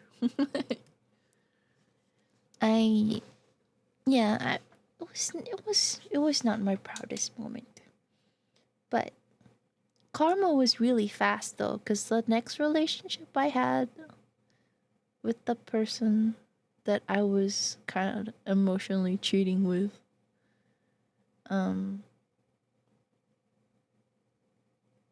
started actually cheating. Well, emotionally cheating. Nobody slept with anybody. Well, none of it was physical, but yeah, he was more direct. Or there's cheating, emotional cheating. Anyway, I will not deal with that. This is not trauma dump stream. It's been so long. Anyway, protect my loved ones. Probably not, because I am a chaotic neutral. I'm a perfectionist. Yes, in some ways, but do I deliver? No. I love new tech gadgets. Kind of true ish. There are times I still like kind of miss the Nokia, um the old Nokias, the really sturdy ones. Cause I drop my stuff a lot. I'm that clumsy. So yeah, I do miss those kind of old phones. I'm always on time. Maybe not. I enjoy my personal space. I do enjoy my personal space. But if I feel really close to somebody, I will be invading their personal space a lot. um, so I do identify with I'm a perfectionist and I enjoy my personal space. So I will go, but I will not respect other people's personal space if I feel really close to them. So I'm just gonna go for this. They were peak. Wait, who was peak? Who was peak? Oh wait. Oh, this is the last question. Describe your fashion style. I like to wear feathers. Nope. I like to wear braids. As a kid, I used to have like a nanny, kind of like a nanny. They were also like our helper at home, but also like looked after us because both our parents worked. Well, my dad worked abroad and our mom would also work long hours. So someone had to be at home to look after us, and that was usually our helper and nanny slash nanny. Yeah, so like when I was a kid, she would like she used to braid my hair. I really miss that, but I never knew how to properly braid my hair. If I did it on someone else, like sure, yes, I can probably do it, but it would be messy. But to do it on myself, it looks so bland when I do it. Like it feels like I'm doing something wrong. Oh, the old Nokia phones were peak. Yeah, they really were. Like Nokia was at the top of their game way back when, and everybody just wanted to have a Nokia. Like especially like when they released that like the interesting designs kind of phones. Like one was like a lipstick kind and another one was compact, but it was still a phone. Those were like when they were doing like on their I'm bored phase. Uh, we're at the top of our game like for so long we can explore. But their vision at that time was really interesting. Like, how far can phones go in terms of design? I want to see that kind of of thing again. Like right now, I think the most explorative design we have, like gadget we have, I guess, are the smart watches. Break time on my okay, Zed. Wait, let me get on Discord for you, your pal. Mm, okay. Mm, so yeah. Yeah, I miss those kind of phones, and I wish they would like more phone companies. I mean, like device companies would explore more things like that. It was really interesting. Okay, I like to wear metal objects. I kind of do, yes. I need no ornamentation. I mean, usually I'm too lazy to put them on. That's true, but if I had the time or the option, I would like ornaments. I like to wear brooches. No, I like to wear shiny jewelry. Kind of.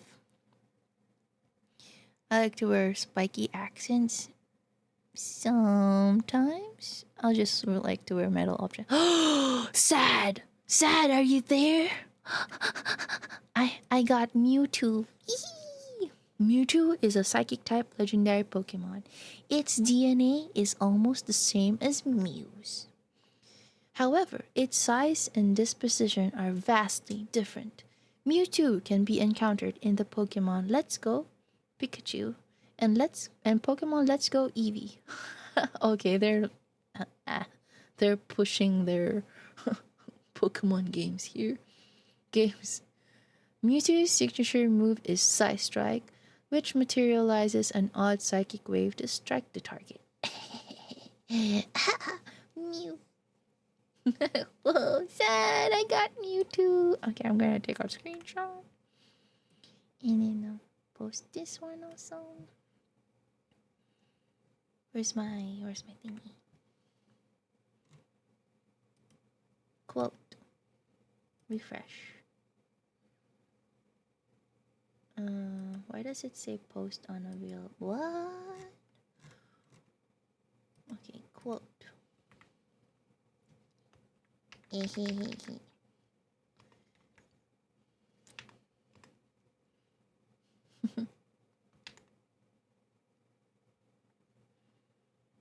then link.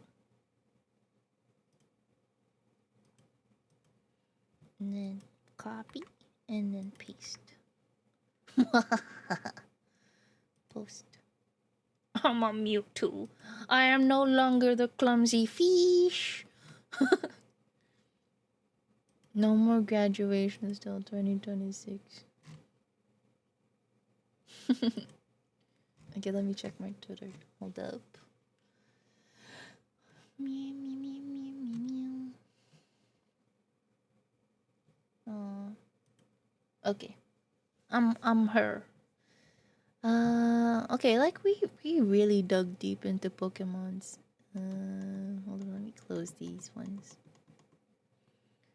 Let's look for more Pokemon quizzes. Which Pokemon are you? There's a quiz show, but it's on YouTube.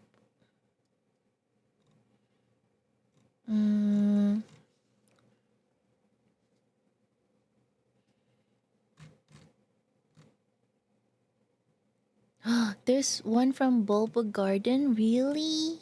Oh, okay, I'm interested.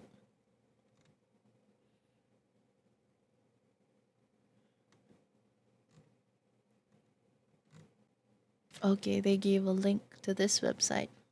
The Cave of Dragonflies, where the smallest bugs live outside alongside the strongest dragon. Oh, that's interesting. What Pokemon are you? The day of Chandelure and the reign of Reshiram season of fire. What? What does that mean? Okay. Read each question carefully. Pick the answer closest to you as a human would really react, and then press the submit button. button to find out which Pokemon you would be if you were one. There are 36 different possibilities. Good luck. Hi, Sad! Ooh, you're in your lethal Foogie. Oh, I am. I forget. I always forget which Fugi I have. No worries. Hey, good job here. Hell yeah! Congratulations, Mewtwo. You know how happy that makes me that you got that result. All Why? right. Why? Do tell. Because there is well, okay. Mewtwo is one of my like absolute favorite Pokemon overall. Hey. Just so the I went and saw Mewtwo Strikes Back in theater when it came out in theaters, and it blew my little child mind. Uh, Whoa. so like, hell yeah! Just the lore behind Mewtwo and questioning whether or not he questioning his very existence Aww. and to but because he was made by humanity. Scientists. Yeah, scientists. Yeah. Because just to be constructed to be the most powerful Pokemon. Yeah. So by that association, I suppose that makes you the most powerful member of the buffet table, huh? I'm not so sure about that, Sad. Welcome back, Chloe. Yeah, Chloe. Yeah, I'm not so sure about that, Sad. Maybe like in the first 150 Pokemon, maybe Mewtwo was the strongest. But like, what about the after taking into consideration the new generations? Like, can Mewtwo still defeat a Gigantamax Gardevoir? Sorry, not Gigantamax, Mega. Yeah. Well, Mewtwo has 2 megas, right? Oh yeah. Mewtwo has a different mega depending on which version you are. So Mewtwo can switch between big beefy psychic fighting type or teeny tiny but super compacted psychic pure psychic type. Oh. Which adds so much. They didn't need to do that, but they did anyways. I just Mega Energy as well. The fact that they included that adds a whole other layer to Mewtwo's whole existence being unnatural. Right, because I wanted to tell you about Mega. Right, I wanted to tell you about Mega Energy. I got to the okay. Yeah, what I like about Sun and Moon, but yeah. So the thing about Mega Energy is that it's actually potentially harmful to Pokemon. Oh, but why? Where did Mega Stones come from? I'm sorry, I needed to burp. Where did the Mega Stones come from? Well, Mega Stones came from. Well, to talk about the Mega Energy, we need to talk about a war that happened 1,000 years ago. There was a war. Pokemon War? Was it against Arceus? Arceus? I'm not sure how to say it. It's I say Arceus, everybody else says other things. Yeah. But it was a war between it was a war between kingdoms. Just humans being using Pokemon for warfare and whatnot. And once upon a time, a meteor came down from space. Thanks, Deoxys. And freaking. uh, and within that meteor contained uh, contained the energy needed to make megastones. Oh, okay, Um, okay. I'm so surprised they like, didn't all turn to Clefairy.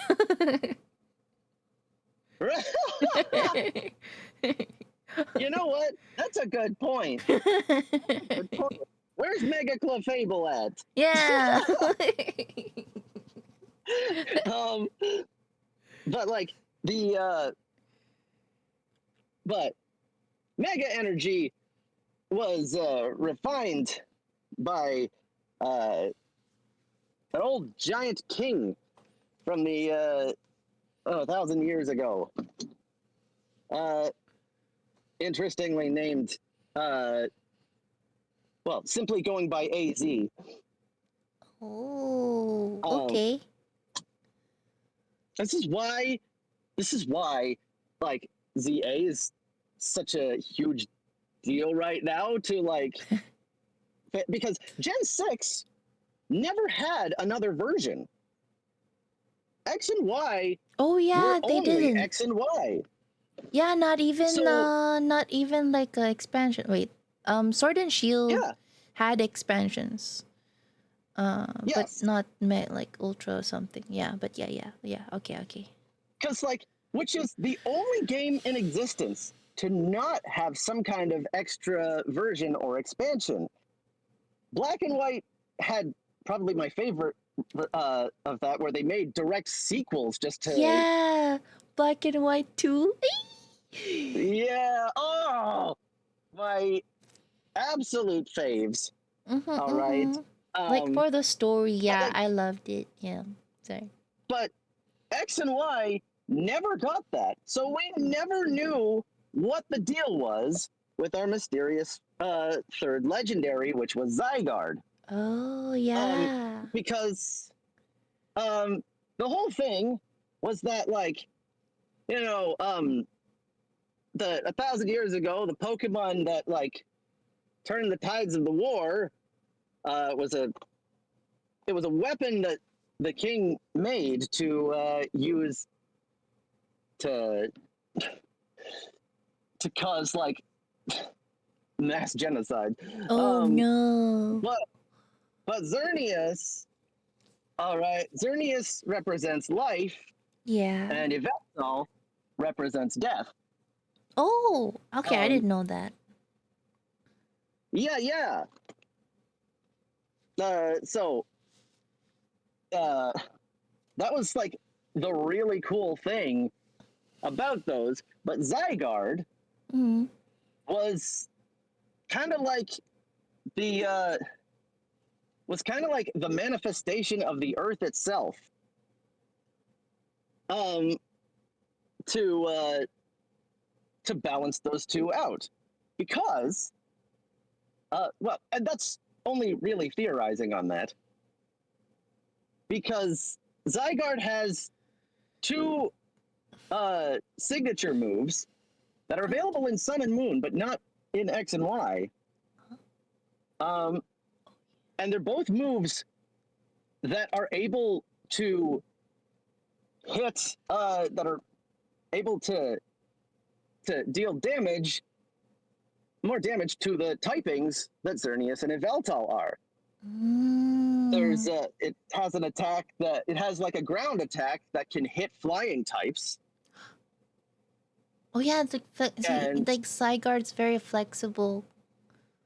yeah. So Zygarde being like composed of so many different cells and whatnot, Mm. it's like it's like the earth coming together to maintain the balance, like its own, like freaking like the spirit of Gaia or something like that. Wow. Wait, Spirit of Which makes Gaia. Wouldn't Cernius be more Spirit of Gaia? Cause life. Well, Xerneas is life, but uh, but Zygarde Zygarde is the world, essentially.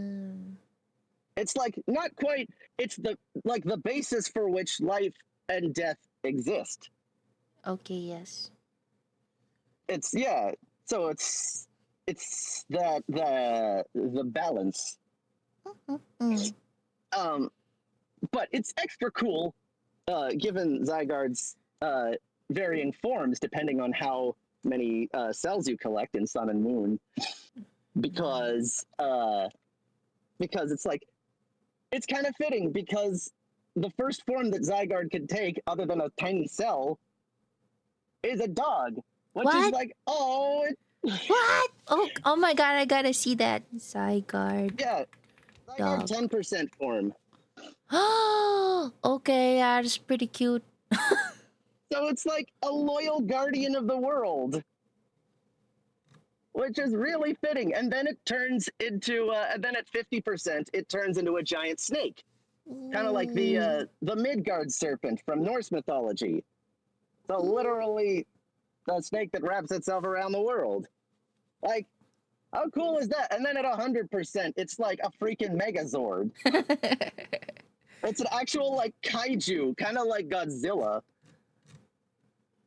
So it's like it appears when there is an imbalance. Oh, okay, that's pretty cool. Oh, wow. Yeah. So it's but they never explored that to its fullest because Yeah, X and they Y. explored it in X and Y. Man. Yeah, they and the weird part is that yes, they had Black and White too, and after that they had Ultra Sun and Ultra Moon. Yeah. But Never an extended I, X and Y. yeah, of course.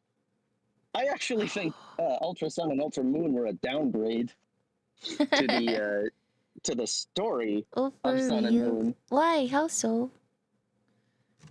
Because it kind of changed. It kind of changed a point. So okay, one of my favorite things. It added some good. It added some cool things and some context to Necrozma, but it also kind of changed a key faction that made Sun and Moon really touching to me. I see. Because like the story of Sun and Moon, yes, like Alola is only just forming its Pokemon League. Oh, well, Um, I guess. Give me maybe young civilization. kind of, because like it's kind of fascinating because they do have like because the Island Challenge that you go around fighting all the totem Pokemon, Mm-hmm. it's like uh cool ceremonial rituals of the old ways. Oh. So it's really symbolic in that way. And you know, Alola has the four guardian spirits as well that they pay homage to. Mm-hmm. And of course that's but the professor in Sun and Moon, Professor Kukui, my absolute favorite professor ever. Not Professor Man is Oak. nah, man. Professor Kukui is like such a fucking giga chad. Like he regularly. So have you ever played Legends Arceus? Yes. Oh my god, I loved it. So you know how Kukui. like.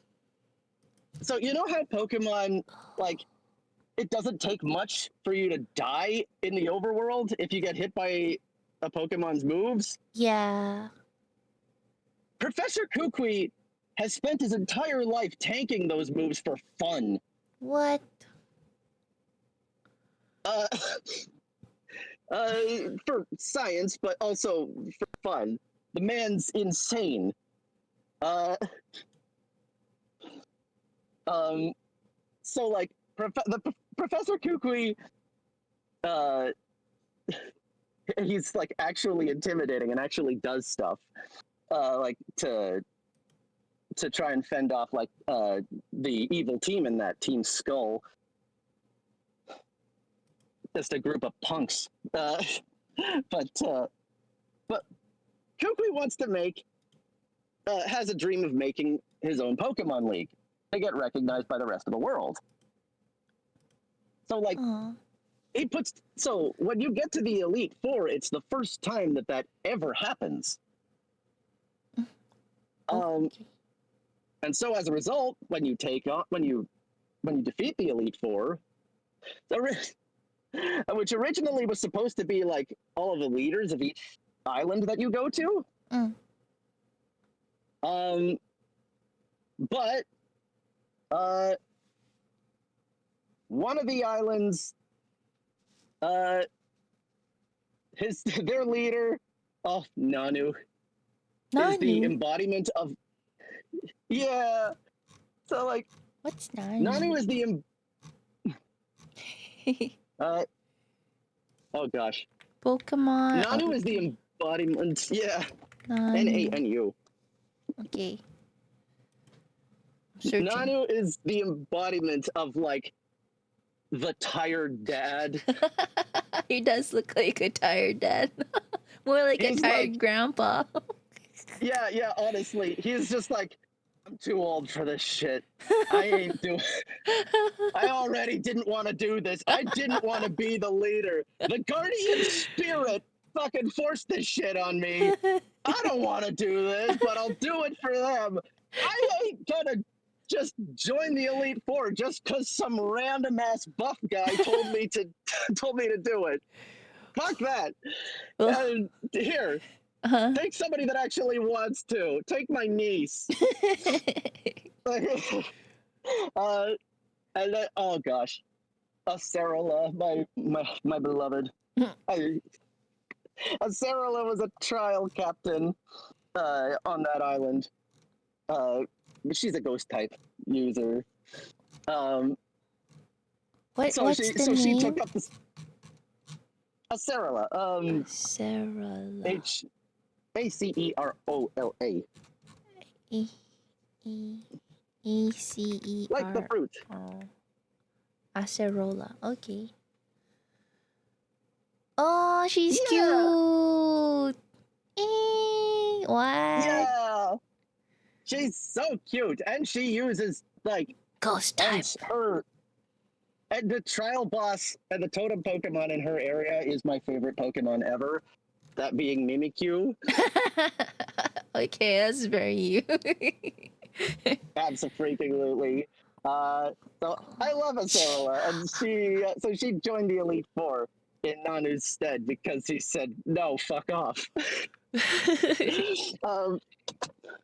But the fourth island has been uninhabited for many, many years, so they never actually had a leader. Mm-hmm. It's been overrun by Pokemon, so they didn't actually have a leader. So Professor Kukui just called in one of his old students to be the Elite Four. But once you beat the Elite Four, that's normally when you go fight the champion. But you go to the champion's room, and the room is empty. Just an empty throne. Okay. Where you, so you go to sit down on the throne as the first champion, and then Professor Kukui appears and just like, well, congrats, you're the first champion now. But only if you can prove yourself. What? What? But you already defeated everybody else. What?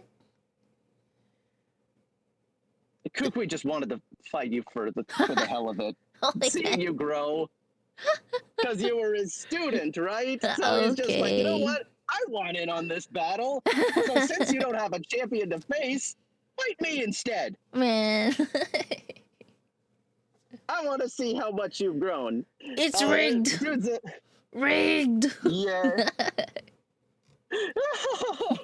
Yeah. Oh, uh, was dude's insane. I love Professor Kukui, but like the whole thing on this island trial Mm-hmm. is that there's like um is that there's a foundation that studies Pokemon and studies anomalies. As there's like unnatural things happening all throughout the story. Um, being called ultra wormholes. Um, Wormholes in Pokemon? oh yes. Oh, that's opened up Whoa. such another can of worms. I love what the implications of it. Oh Um, my god, like yeah, like more space type Pokemon. oh goodness, yes. And that's exactly it. Where? Ether Foundation, Mm. uh, like built their own pretty much oil rig, What? but it's like it's a big ass like man-made island in the midst of Alola to study these anomalies. And for the first time ever, you get one of the most terrifying things. Imagine this, Umi. Imagine What? you.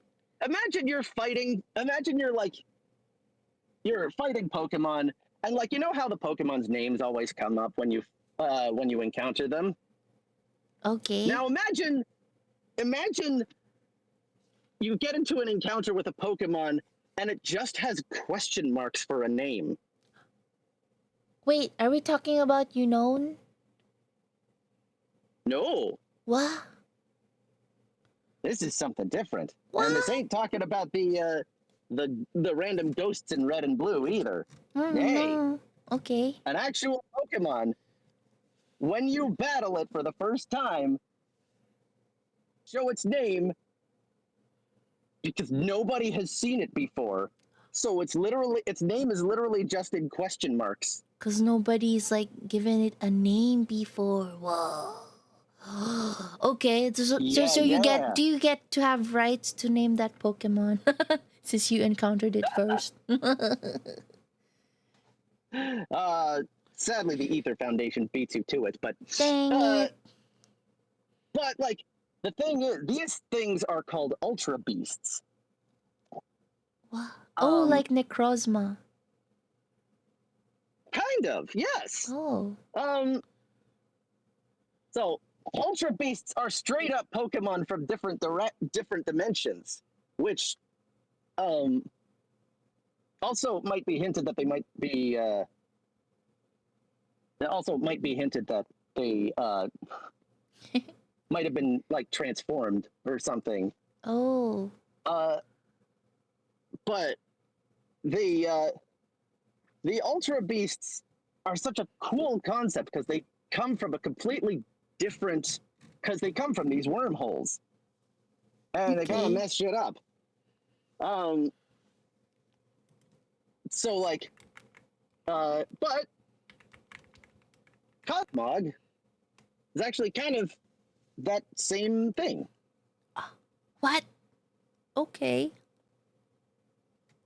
So Cosmog actually, yeah, uh, and Foundation was the original one where that discovered Cosmog.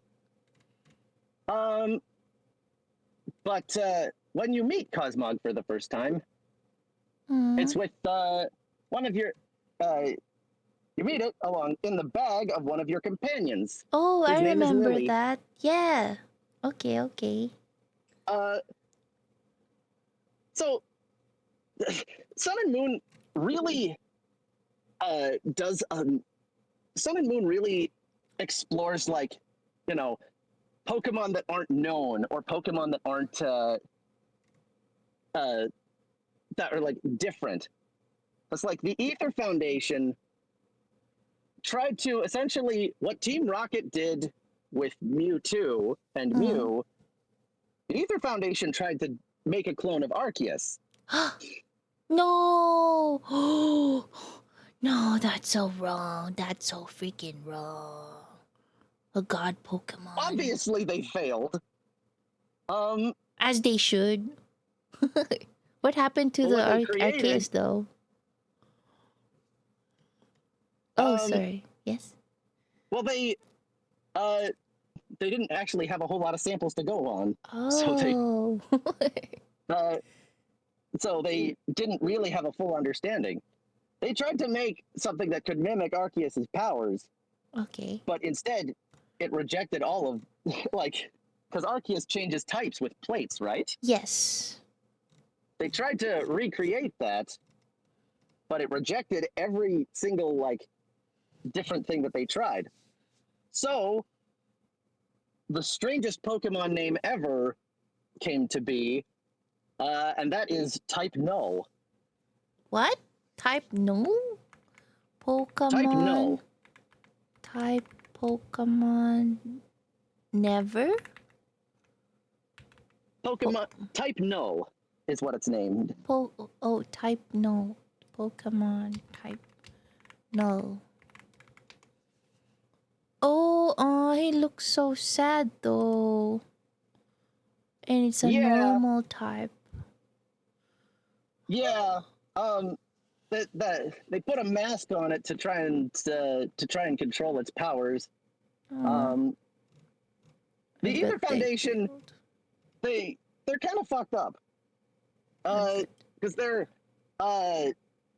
leader, Lusamine, uh, is an absolute freaking is insane.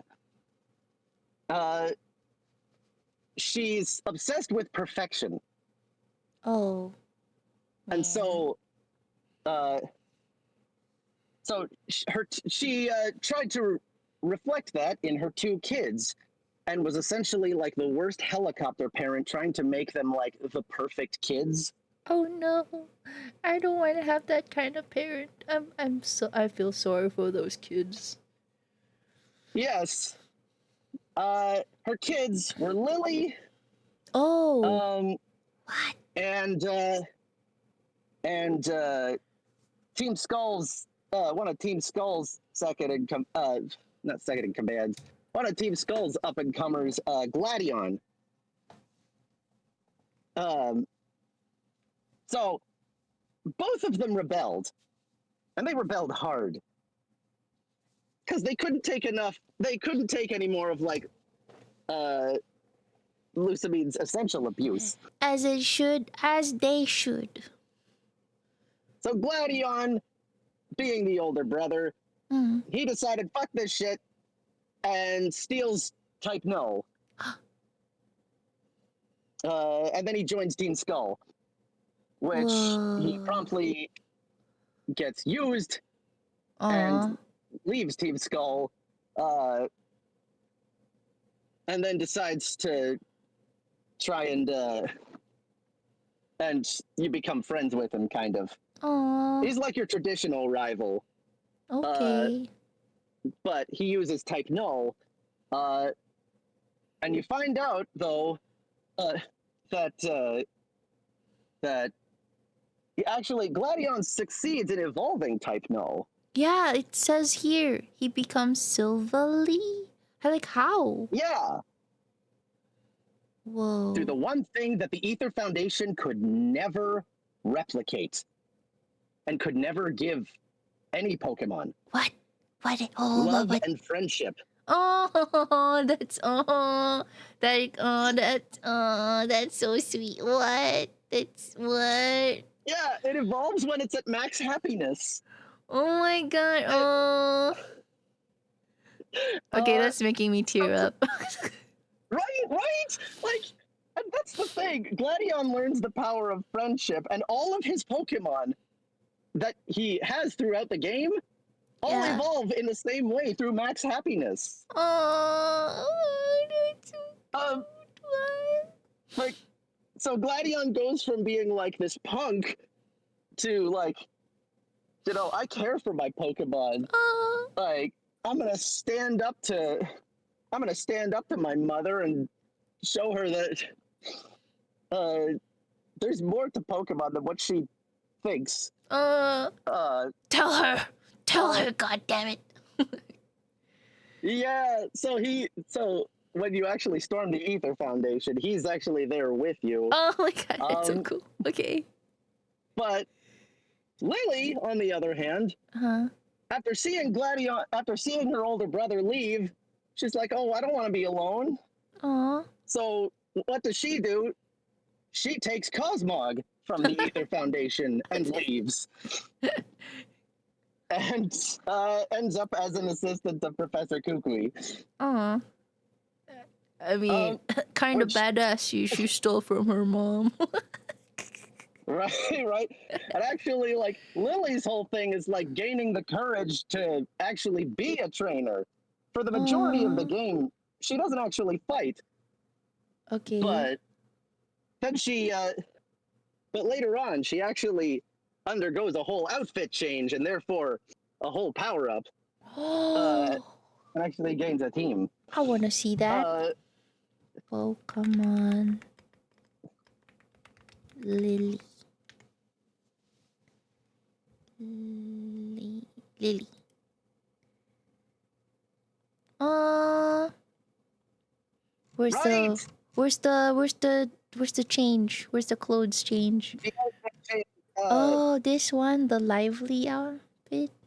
yeah, yeah, yeah. Oh, oh, that's so cute.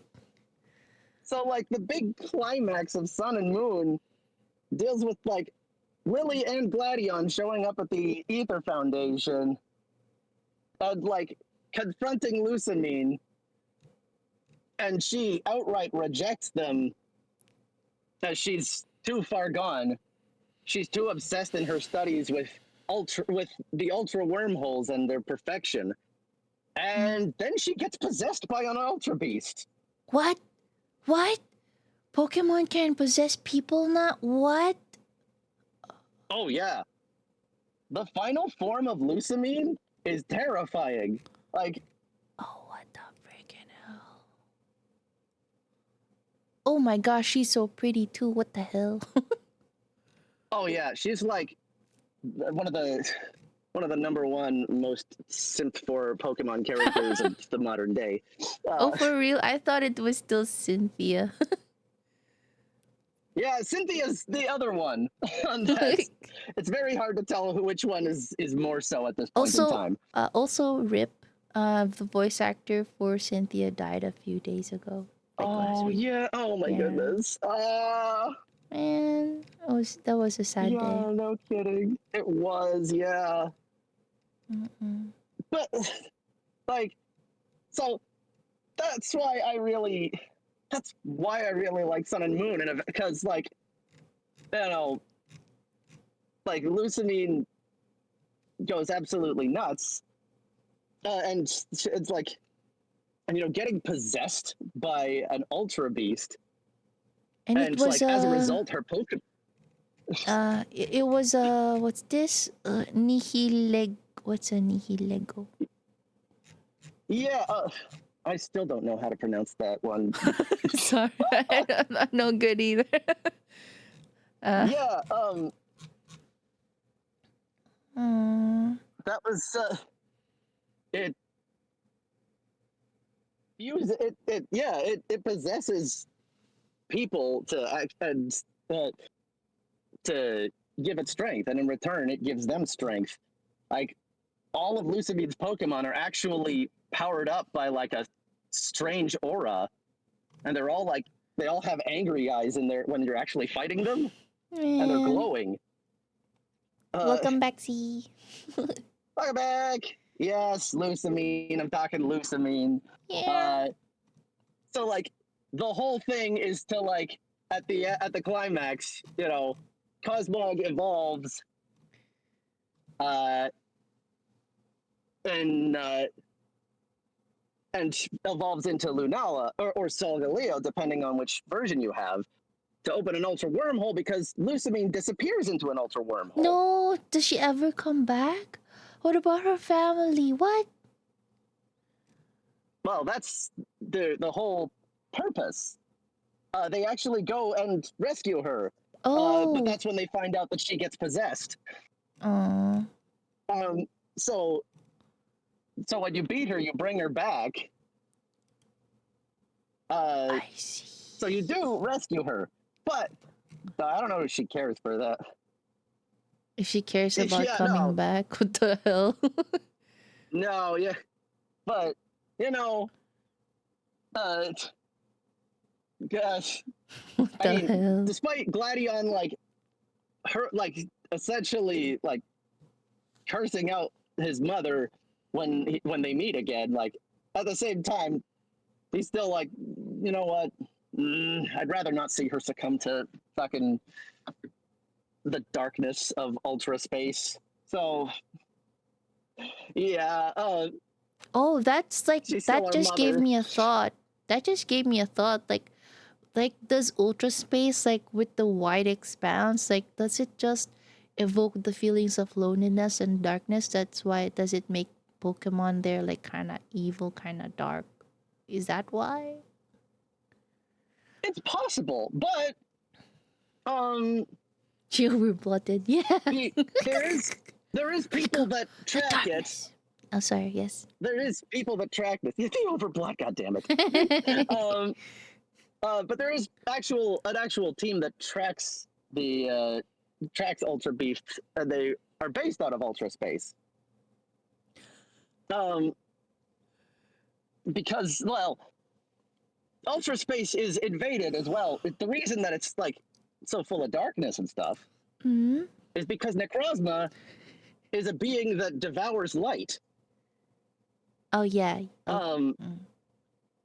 so like Necrozma feeds on light and needs it to survive, but it eats it in such quantities that it just consumes entire suns and leaves a bunch of other planets and dimensions like just completely lightless. Mm. Um, Kind of like, kind of but like, kind of like Star Lord's dad that just eats up all the planets. yeah, Man. yeah. So like Necrozma, the thing I don't like about Ultra Sun and Moon is that they changed the whole motivation for like the kids leaving. And Oh, it's just like, cause I want to be like, I want to I wanna be the track down very best. Necrozma. I want to track down Necrozma and be a hero. And it's like, what? Gladion, No. no. Oh Oh, no. They okay, they I see why it got ruined. Like the whole nice yeah, like the whole nice story plot in the first part just got push poof. exactly. That's That's what I hate about it.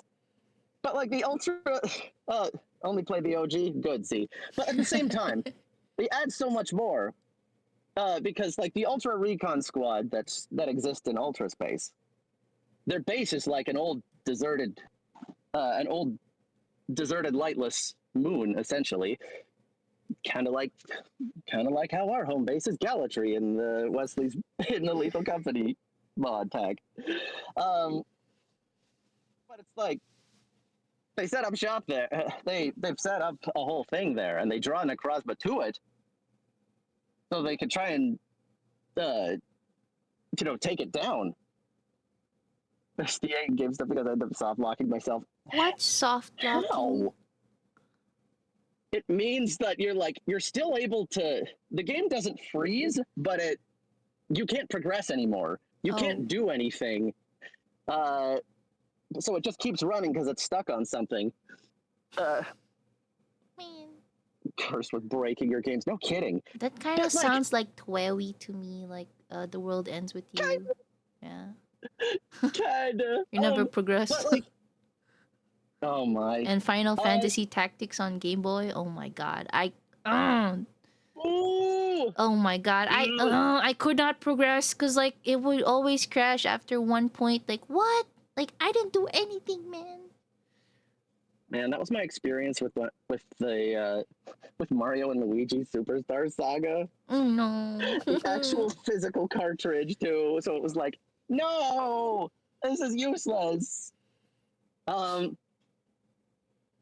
the bug lady with legs. You mean Pheromosa? Oh my god. Uh, Nobody knows Final uh, Fantasy Tactics. I love that game. But I got so killed by that like one point I reached in the story and now I couldn't get past because it kept crashing. Tactical RPGs are tricky that way though.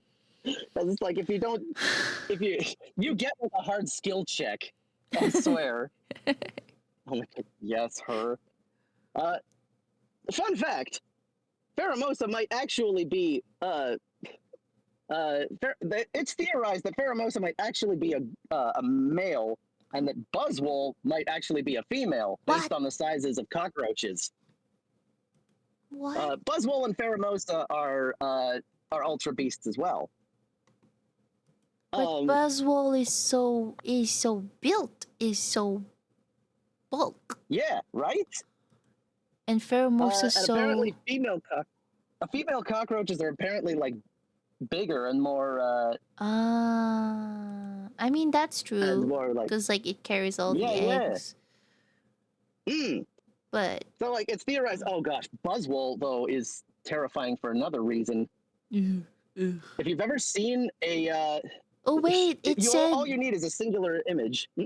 it said Buzzwole is an ultra beast that resembles a large anthropomorphic mosquito. Yeah. Uh, It's just the sun counterpart to Pheromosa, which is moon exclusive. So that's why the theory is there. I see. Um, And it says but- Pheromosa resembles a feminine anthropomorphic cockroach. Oh, eat. So Yeah. Ooh. But like, gosh, if you look up Buzzwole, there's a specific image in the anime that's okay. like shows how horrifying the ultra beasts really are. Yeah, just look this up- one. It said absorbing the energy of wild snore. Oh my god, he looks so gaunt. Yeah, The just hell? completely deflating a fucking Snorlax like a balloon. That's scary, yeah. It can do that to anything. Oh my goodness, Z. That's absolutely wild. But the whole thing with Necrozma, it chases Cosmog and like Solgaleo and Lunala in particular, because they're kind of like embodiments of light to a degree. Solgaleo being from the sun, and Lunala being from the The moon. moon, yeah. So when in Ultra Sun and Ultra Moon, when it evolves, Necrozma comes out of nowhere and latches onto the either one of them, depending on the game, and it just absorbs them, No. fusing with them entirely, and then it retreats into ultra space, where it collects enough energy to become its ultra form. And you can't catch it while it's in its ultra form, but you can turn it into its ultra form after you catch it, and it flies away, and it becomes catchable. In a unique mechanic that's only available to it, called an Ultra Burst. What? It's essentially Mega Evolution, but it can only happen when it's fused with Solgaleo or Lunala. Oh. So the Mega becomes Ultra Necrozma. Yeah. Wow. So the Ultra Beasts have like some form of built-in Mega Stone, or like they've absorbed some Mega Stone energy somewhere. Wow. Essentially.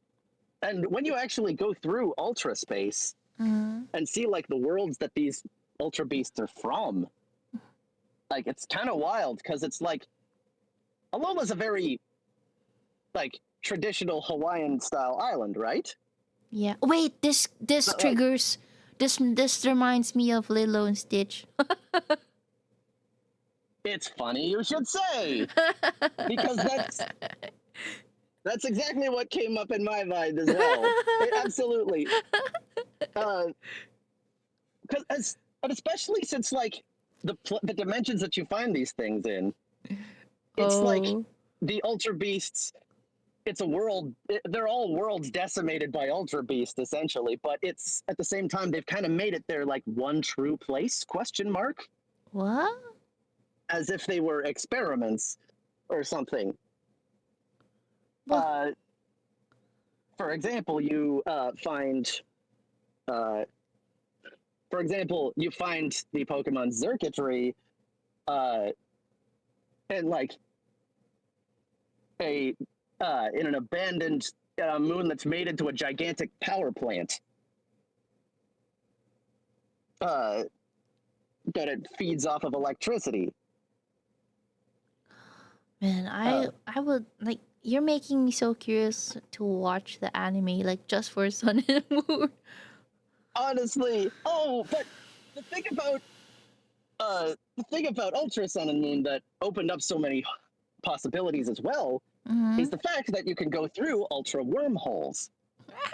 And one of my favorite things about Ultra Sun and Ultra Moon is that there's an extra episode after you become champion. Mm.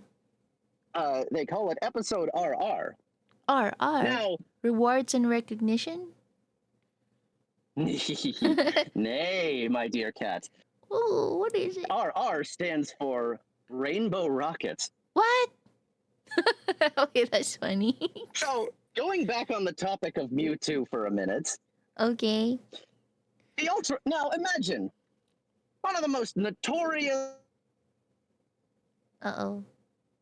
You cut off. Are you there? Oh no. Sad will be with us shortly. I shall message him.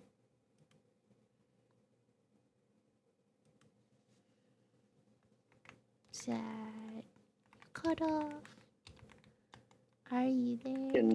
Oh, I hear you. Hello? Okay, we're good. Internet is back. Okay, oh my god. Yeah, but like I was saying, Mm-mm. imagine the Pokemon universe's most wanted criminal. Who? All right? Team Rocket? Most wanted criminal. Mr. Giovanni, Oh. founder of Team Rocket. Yeah. Now, what would happen if he got his hands on the Ether Foundation's research? Oh, fudge. Oh, So, a lot of bad things. a lot of bad things. The cool thing about episode RR Uh-huh. is that it shows that Giovanni sneaks into the Ether Foundation, usurps Lucamine entirely. What? Okay. And all of her employees turn traitor as a result. But but Giovanni creates several ultra wormholes. What? From several ultra wormholes within the Ether Foundation to pull from specific places. He pulls out a few different very key characters, that being Mewtwo. well, I'll show you. Hey, since you mentioned Gen 3, Oh. he pulls Archie and Maxie Well? from separate ultra wormholes. He pulls out Cyrus from Diamond, Pearl, Platinum. He pulls Getsus from Black and White. And he pulls Lysander from X and Y. Oh, he pulls all of the other trainers? He pulls out all of the leaders of the other evil teams throughout Pokemon history. Oh, fudge. But it's not the ones that we know. Huh? He pulls the leaders of the evil teams from dimensions where we lost.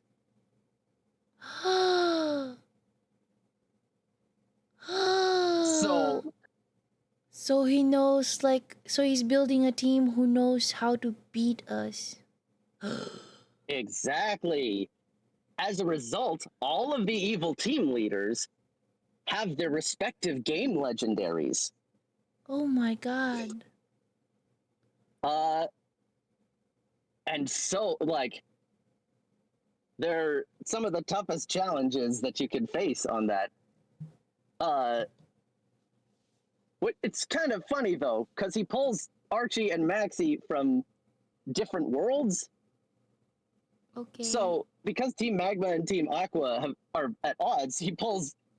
It's kind of funny when they meet because they're just like, "What the hell are you doing here? I thought I killed you." What? I thought I killed you. Uh-oh. Both worlds where their respective teams won, where Kyogre took over one and Groudon took over the other, kind of thing. Yeah.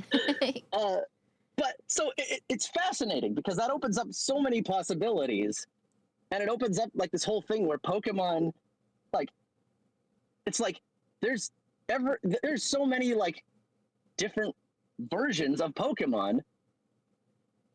Yeah, it's all like, it's like every game is its own dimension. Just like, oh, we're our own multiverse. So and it's fascinating because it's like the technology that was used to like try and connect these other worlds through the wormholes. They called it link cables. What? So they can use it on people now? What? What? Isn't that awesome?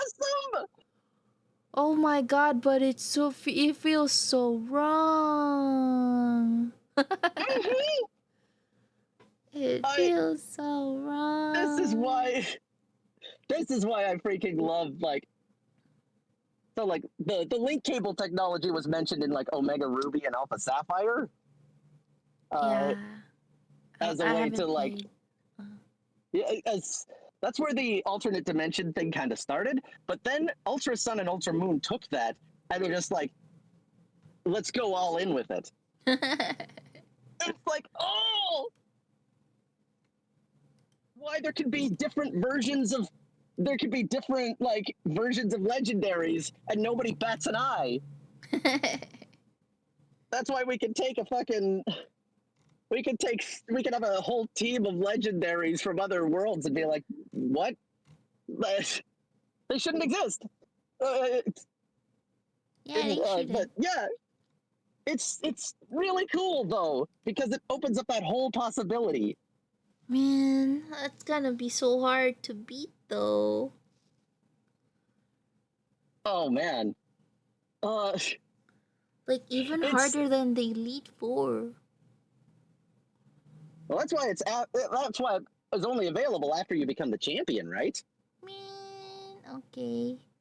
But it's still very doable. And then of course at the end, it's like, of course you face Giovanni, having pulled Mewtwo from a dimension where he caught him. What the hell? And it recognizes him as the owner, but like that's in a different dimension though. Yep. What? Okay. It's so cool. I love it. No. That's and one more thing before I go back to work here as well. Wait, Another did cool you even thing eat at all? Oh, I had snacks. Oh, okay. One last cool thing about Sun and Moon as a whole is that the Battle Frontier that I so desperately covet is run by two people that I am always quite surprised to keep seeing. That being Red and Blue in their 30s. What? I have not met Blue. I know Red. Blue is your rival in Red and Blue. So that's Gary, essentially. Oh, okay. But didn't get to play. yeah, they decided to team up and make an ultimate challenge. Which is Oh like, man, oh, super cool just seeing them like grown up. 30 years old. I'd like to see. Did they like provide visuals for that? Well, yeah, because they're the leaders that you fight as the bosses. Wait, Blue is actually red haired? What? Right? Yeah. And he looks kind of cool, but why capri pants? Why? Why? Some people don't. When you spend your whole life locked in on one thing, you don't really think about your fashion sense. Bro, he had Also, cooler maybe they're just trying to pants make when he ends was meet. younger. They just wanted Yeah. white. Maybe they just wanted to make ends meet. Maybe they're like, just trying to make money, so they can. No. So he's using women's pants. Oh, bro. Maybe they just try. Maybe that's all they can afford. No. But he looks So- so. He looks so hot in like other screenshots though, like this one. Oh yeah, yeah. But then the capri pants. No, I'm sorry. Unless you're wearing boots with it, no. Right, No. right. Yeah, yeah. So understandable. Mm. Yeah. Goodness, that's my little Thanks for dropping by, Zad. That was like that's I my little learned a gushing. lot. That's why I like. I love Gen 7. I love Gen 7 very, very much. I see. Yeah, I liked Gen 6 because very tough. Oh yeah, well, then you'll really like the Legend VA. Oh, Hi Raiders, thank you for the raid. Hi Rio Marise. Whoa, Rose Chan. Hi Rose Chan, thank you for the raid. Thank you.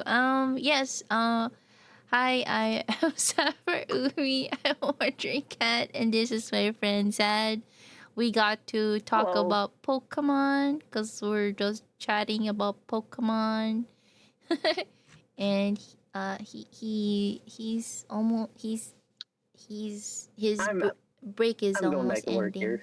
Yeah. Yeah, so I'm gonna get out of here for here, but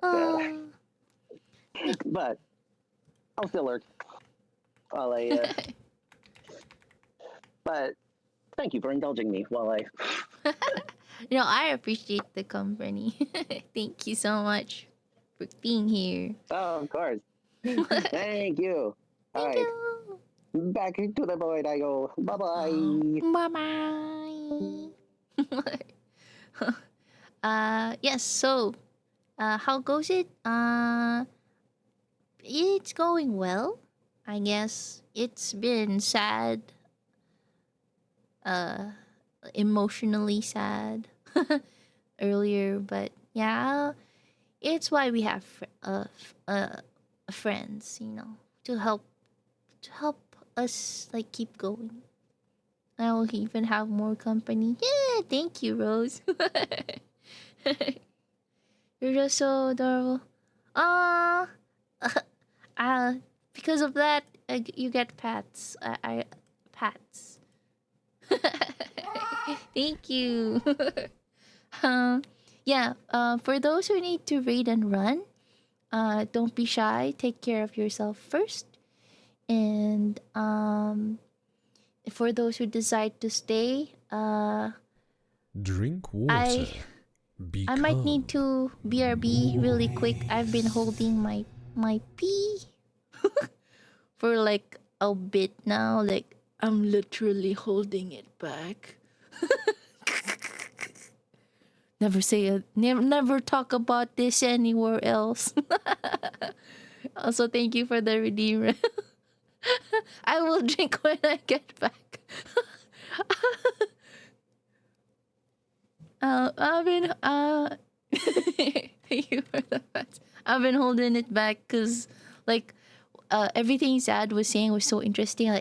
And like he has a very short lunch break, so I didn't wanna cut it short. But yeah, I will be back. But for now, enjoy the art from the BRB screen we have from Marsh. Uh in the wait, I need to type. Hey Zad, no, don't say sorry. It's not your fault. Being interesting is not being interesting is not a problem. Is should never be sorry about. Hold up. Uh to- toilet break.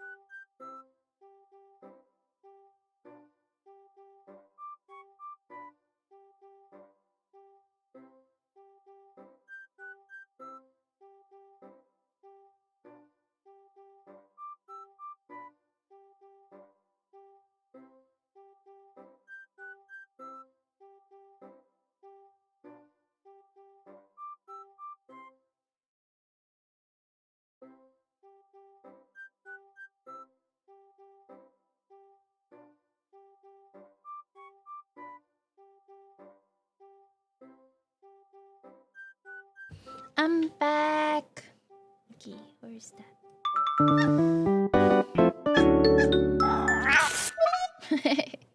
Oh, yeah. Okay, I'm back. Oh wait, I need to go to the other screen. Whoopsie. Thank you. I'm back. Presentation. There we go. Uh, so, yeah.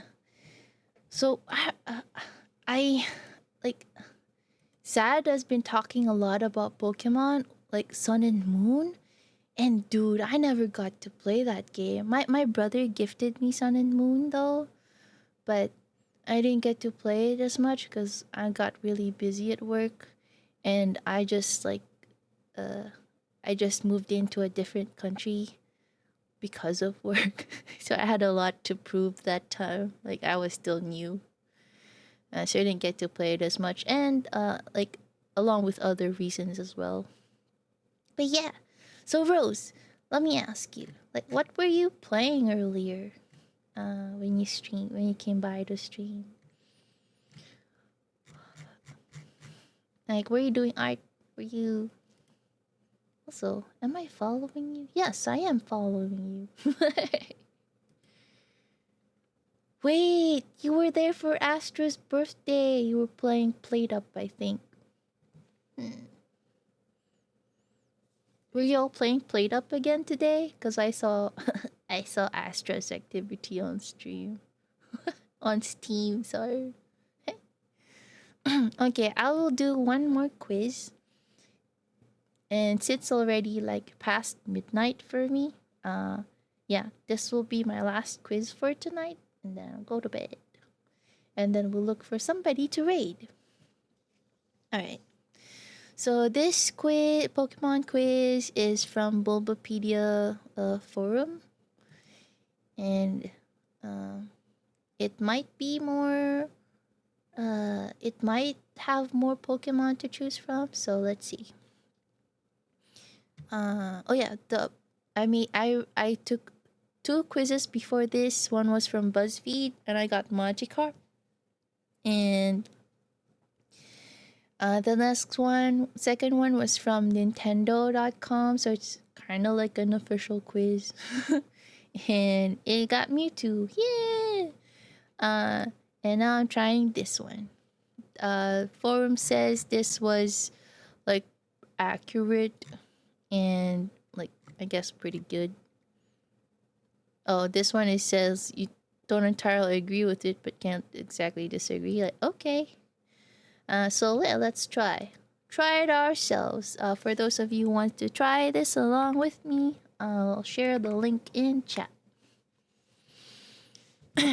Okay, first question. Your possibly hypothetical crush unexpectedly asks you out. What do you do? Say yes? Is your crush? I don't know. I'd probably be too shy. Reject them. You may like looking at them from afar, but you're not looking for an actual relationship. Ouch. And they need to understand that whoopsie. I mean, I guess there are those kind of crushes like you just enjoy looking at them from afar, but yeah, relationships like you can see it being really tough. Immediately tell them that you've always liked them too. Okay. Ask them if this is a dare or a trick or something. Ask if you think you can think about it for a while. You're not sure if you're ready. Oh, okay. Ready for it. Accept, but in a humorous, light-hearted manner. Is the maddening kind. Yeah. Like let's say I got a crush on Gigi Murin, right? Like, but she's known to be a gremlin. Like, would I really want to be in a relationship with a gremlin? Like thinking about the pros and cons. Like, will I get pulled out of my cave? Probably. Like a lot, most likely. So maybe not. Maybe not. Oh yeah, I need to drink. Okay, wait, hold up.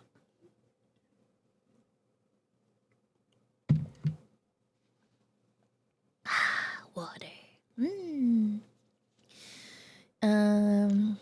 Okay. Attempt to say yes with moderate success. This couldn't happen. You don't have any crushes and wouldn't get any. Stare at them blankly. You know what? For me, the usual case is immediately tell them that I've always liked them too. And then I mean just see where it goes, but like ultimately have a sense of like is this relationship going to be something for the long run or not? I guess something like that you only get to know once you get to know them better, you know? Okay, question 2. Okay, forget about that last question. What? Forget about it. You just asked me. What? Oh, you're the same, sad. We Aries.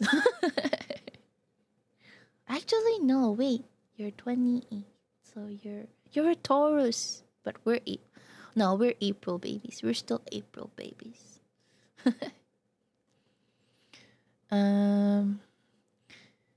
Okay, somebody other than your crush i.e., somebody you don't have any romantic interest in asks you out, what do you do then? Uh-oh. This kind of scenario, me doesn't usually end well. Yeah, a little close enough. Yeah, close enough. I'll take it. First option is tell them very carefully that they're a nice person, but you don't like them that way, and it will be better for both of you if you don't date. Huh. I mean, maybe. I mean, I wouldn't say like that far. I would just say I don't like them that way, like up to that part only. Oh man. Say yes, but only because you don't want to hurt their. Life's too short to like put yourself in situations and like tie yourself up to somebody you don't want to be with. That's like a whole headache in and of itself. So please don't do that to yourself or to the other person. Tell them bluntly that you're not interested. No sugarcoating things. I would probably go for this route depending on how insistent they are. Cause like some people get really pushy and like just get up all on you and under your skin like no, stop it. You just want them to stop. So yeah. If you ever have to go through that route, I don't blame you. Say yes, figuring you might get over your other crush and start to like them if you get to know them better. Huh. Depends like if they're also someone I'm interested with. Is that yeah, I'd rather say I don't like them than yeah, like it's just better to say you're not interested. Like that's it. Like enough said. Enough said.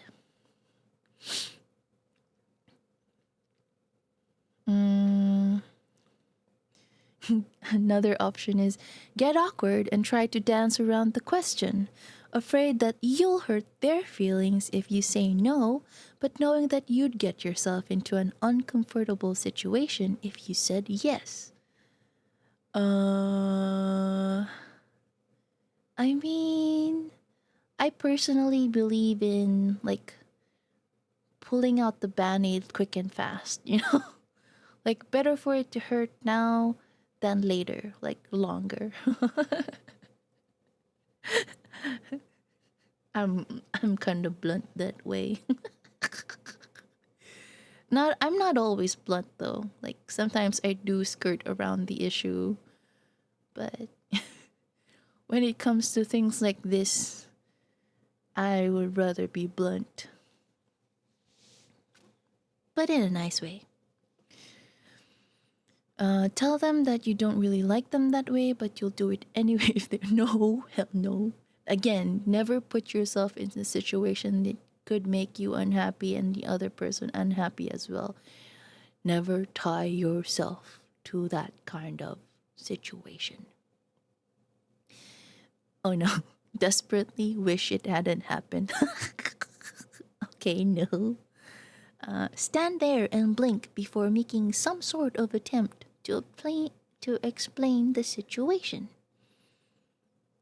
Maybe if you were caught off guard, I can see this happening.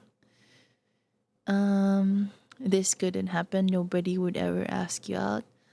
I mean, let's say you're like really young. I can see this, but like once you start growing up, you meet more people and like those kind like you fit more into those people's tastes. This couldn't happen unless like you've closed yourself off from meeting a lot of kinds of people. Yeah. That this would happen. But like even the picky people, like even if they've never like had a relationship, they would like, I know some people who've been picky and had never had relationships in their life had still had experiences of people asking them out, but it's just that they weren't their types. So yeah, widen your horizons, and this like last option would never happen to you. Oh no, sad. I had that mentality once and it made things like how kind, what kind of worse, like how worse. Spill the tea. Not bill the tea, I said spill. What the heck? Closed captions. Okay, so my answer here would very be much like the closest one is the first one, or the third. But yeah, uh, but like the first one is just saying it in a nice way. Just wouldn't go as far as saying would be better for both of us not to date. It's just I would prefer to say I don't like them that way. That has happened quite a bit when I was younger. And then now that I'm older, I'm just, always work home, work home, work home. Uh, it's not fun. Okay, question number 3. Your country is going to elect a new leader. Hypothetically, are you going to vote? Ooh. Um, I would if I could. I would if I remember. I would if nothing happened to me on that day. But yeah, I thought I wasn't deserving of it, so I pushed folks away. Essentially, sad. I'm sorry that like happened, but also you deserve pats. um, they did say like people. Um, I forgot the exact words, but something along the lines of like you you get what you think you deserve, something like that. So like you kind of manifest it because you think that way. So like your brain was telling you you don't deserve it, and like it was pushing people away, and then it just you were trying, like you ended proving yourself right only because you were thinking that way. But personally, my state of mind right now is like I'm happily single. Why should I bother? Why should I? Why should I break my peace of mind for somebody I barely know? For somebody who would not put in the same effort and time as I would on them? I'm saying this like based on my past relationships. Okay. Rest assured, I have a much better mentality. Ah, okay, that's good to know, Zad. Mine's kind of reversed. I mean, I wouldn't say mine is bad right now. It's just that I, I'm, I'm more peaceful. I find myself more peaceful by myself, and I feel like once I start thinking of relationships, I get so freaking anxious. And like honestly, when I remember the days when I was in relationships, I was clingy as hell. So like just thinking that there's a possibility of me going back to that. Maybe not. You deserve to be happy, damn it. I am happy. I'm happy in my own way. You deserve to be. You deserve to be happy too, Astra.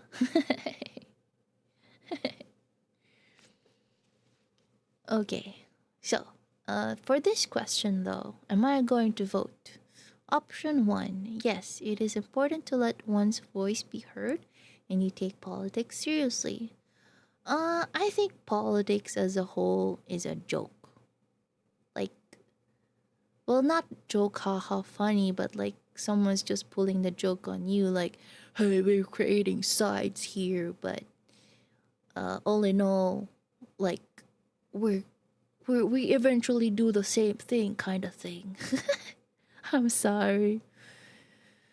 Yeah, but like, still, if I were to vote, I would go for usually the one that's lesser evil, for the one who would protect my interests in a way as well. But yeah, but sometimes the people who do promise to protect your interests, like once they're there, take it all back. So like, ha, it's all a joke. Don't go for the bigger evil. Doesn't go. Yeah, like just go for the lesser evil if you don't have like much options. Dang it. Okay. Next option is yes, but you don't really take it seriously and mostly just like to poke fun at the candidates and vote for Mickey Mouse. I don't think they accept like for official ballots. I don't think they accept like options that are not there.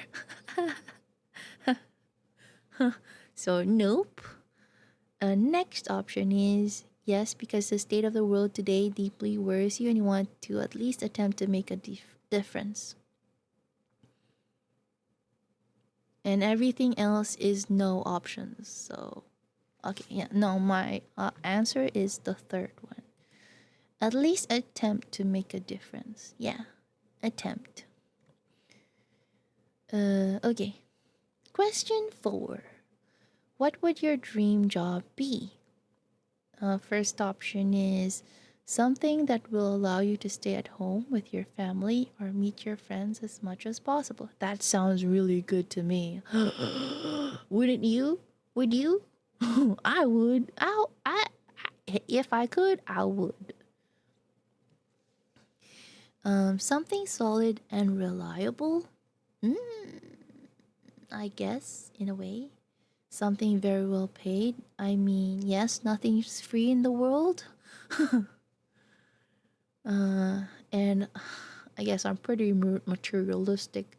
No, it's sad to say, but I guess I am once I think about all the stuff I've gotten. um, Something having to do with the things you're most interested in and passionate about. That would be so nice, but I still have to answer the question, what am I passionate about? Something that people will admire or respect you for. I mean, that's nice to have, but not really a goal for me. Something not too challenging. Huh. Maybe. I mean, I am a lazy bum. uh, you'll take whatever you can get. I mean, that's also not bad. Whatever seems the most fun at the. Oh, wouldn't that be fun? You haven't really thought about it. I mean, I'm already working, but if I had a dream job, um, it would be nice to like stay at home, but be also very well paid. um, but it's also nice to feel secure about your job, not having to worry about are you gonna be here the next day or the next year? Oh my god. Um, this is hard. This is really hard. Like, let's be real.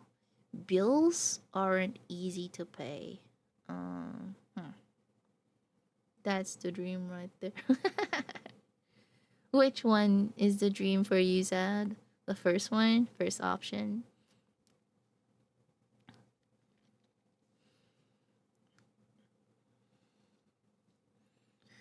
But then, like, solely relying on solid and reliable um is, I don't know, like what if somebody in your family or loved ones get sick or yourself and that solid reliable job doesn't pay you enough to pay hospital bills and stuff or medicines. Oh, oof, that's gonna be a headache. I would like the first one. Okay. What kinds of Pokemon do you primarily tend to like? Cute ones. Ones that have been valuable to you in competitive. I mean, that's not bad. Making good money from. Exactly, Zad. Yeah, make good money, but still like have time to meet family and friends. Hell yeah. That would be the life. As long as it adds like well paid.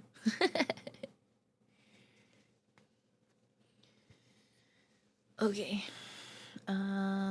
Ones that hit fast and hard.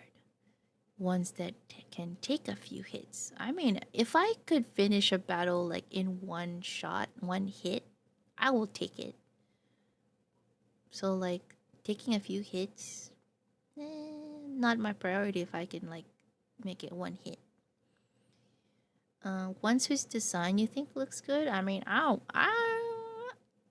like eye candies. Pokemon that you've used for a while in game, I mean, I also go for those. Because, like, usually the ones you play in game are the most leveled up. So they're stronger. um, Pokemon that nobody else seems to like. Uh, I do like Swirlix design. But not a lot of people like Swirlix. Not Rolex. Swirlix. Yeah, there you go. Thanks, closed captions. mm, you like all of them, really? I guess, in a way, you don't really form much of an opinion on them. Um, um, okay. So it's saying tend to like, right? Not tend to use. So I tend to like what the ones that look good to me aesthetically, to my taste.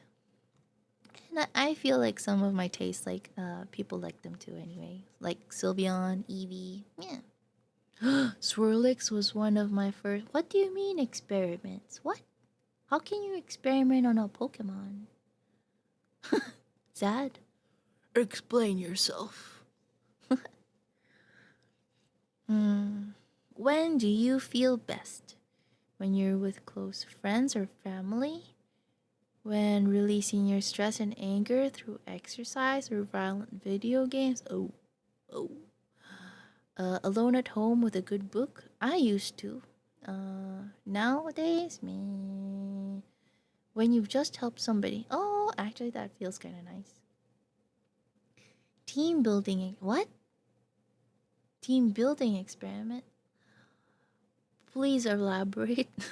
Oh, try to make a team around. Oh, okay. So, who did you team Swirlix up with?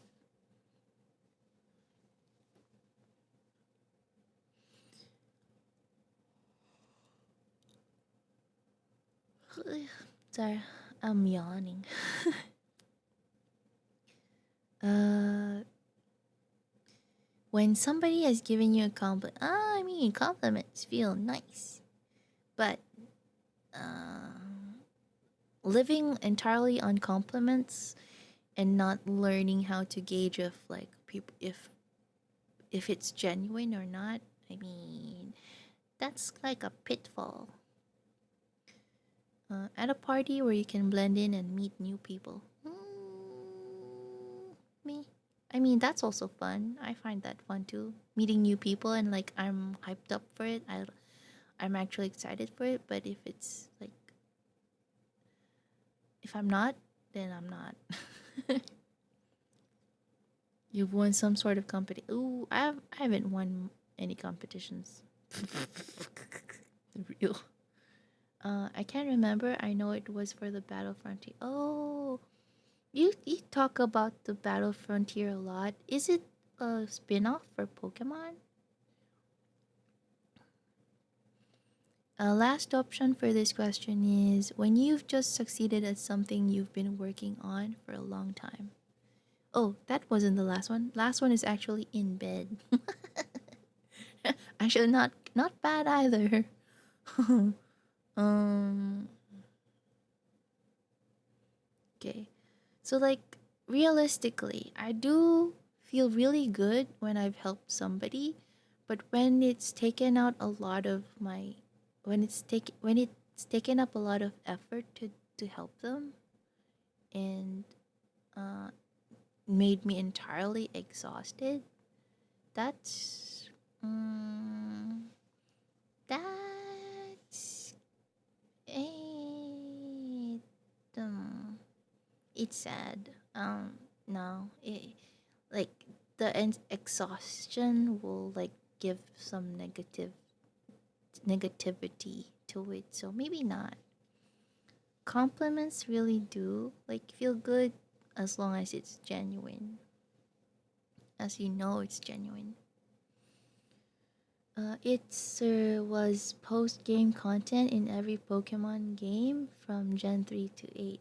Oh, I guess after beating Elite Four, I guess I just don't go that far then. Oops.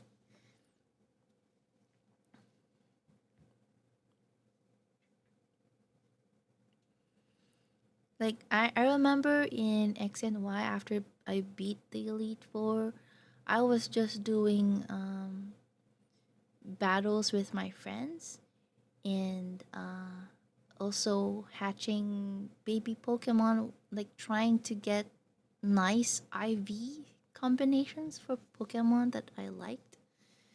Not that I was successful though.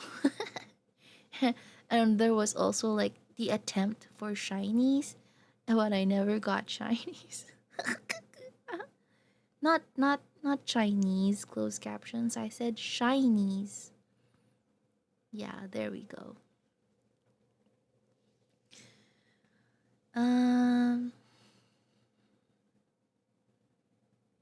yeah, it's either compliment or exercise or playing video games for me.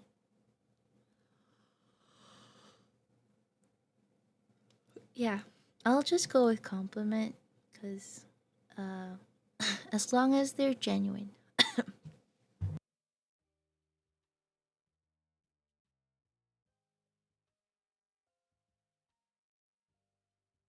Whoa, my throat was so dry there. Okay, next question. What do you first and foremost look for in a partner? Wow, that's a lot of personal questions. And why does it always ask about partners? Hells yeah, shiny hunting. I wasn't really successful with shiny hunting though. We love our compliments here. Yes, we do.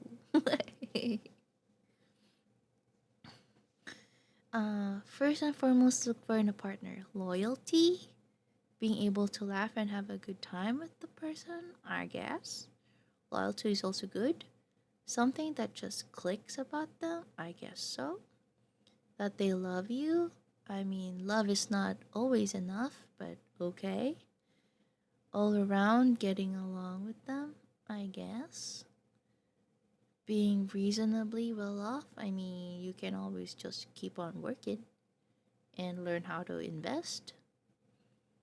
You don't want a partner.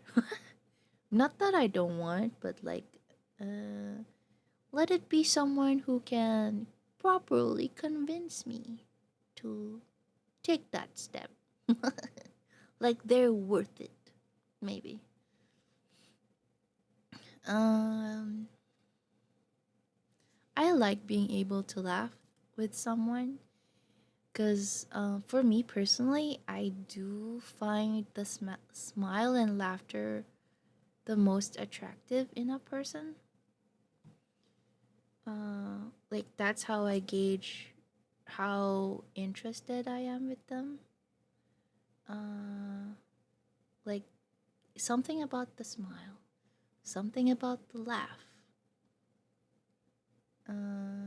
If their smile is something that if something that I want to keep seeing, yes. So like they're attractive to me in that way, and like a good humor, because I definitely need that with my kind of temper when I'm frustrated. Yeah. Oh, that's so wholesome. I took some quiz earlier and said that I'm kind of the results kind of said that uh I'm usually attracted to people physically. I mean, like it makes it sound so shallow, but like in a way, it is kind of physical when I equate it to the smile and the laughter, I guess. But I mean, that's not just everything. I also go for humor. Self-deprecating humor, I guess that's my kind of my thing. I mean, something I do.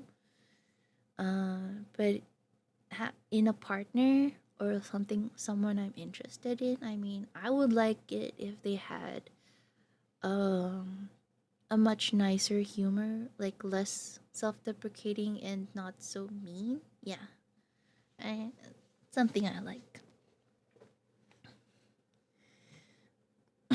A smile is physical. It counts. Yeah, like if I think of it that way, then yes, it's kind of true. But like for people, but without context though, that's gonna be like it sounds so shallow. mm,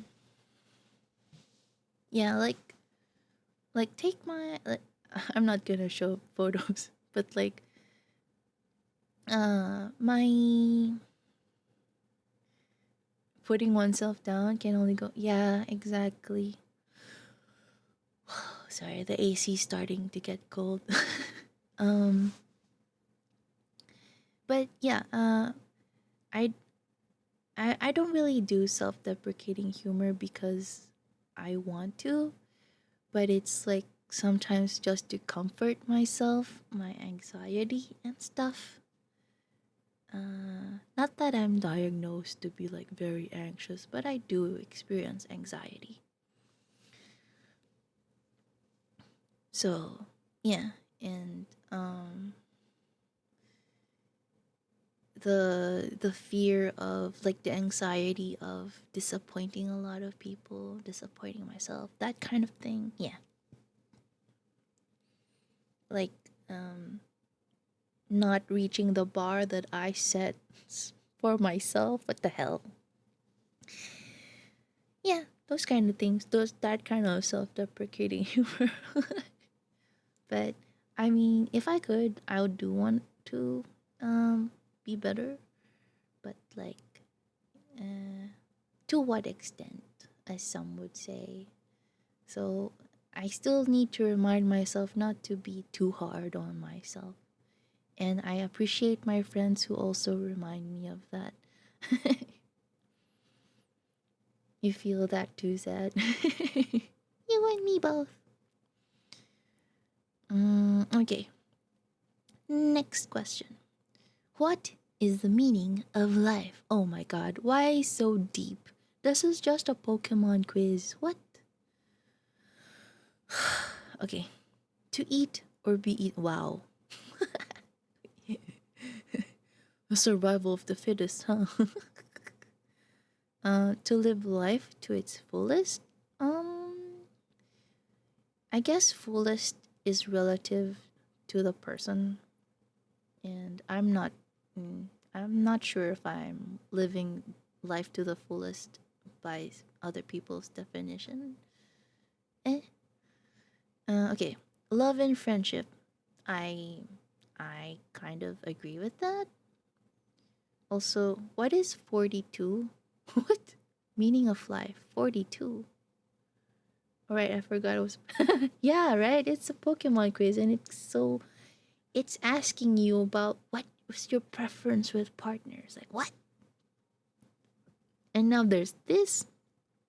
Meaning of life? What? uh, okay. Uh, Next option is to pass on your genes and then die. Wow, that's okay. Took a dark turn. Life has no meaning. That's a stupid question.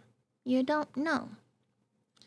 I mean, I don't know the meaning of life, but I'd like to think it's love and friendship. 42 is a Hitchhiker's Guide to the Galaxy reference. Oh, I'm.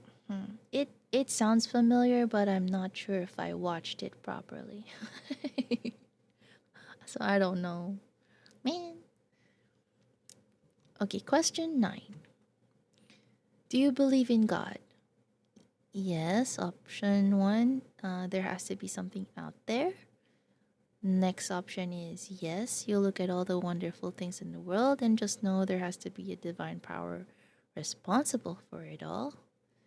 Uh, Next option is you hope God exists, but can't really say you believe it very strongly. Okay. Next is no, you see all the evil in the world and come to the conclusion that a benevolent deity would never allow it all to happen. You just want to have as much fun as you can in life. I mean, yeah, that's not bad. Meaning of life. So it's you're kind of like live life to its fullest, I think.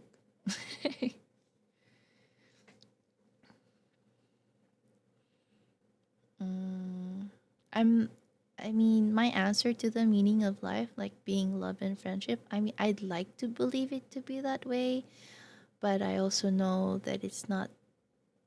I mean, like the people who believe in that are also the kind of people who get taken advantage of a lot, and I do get taken advantage of a lot.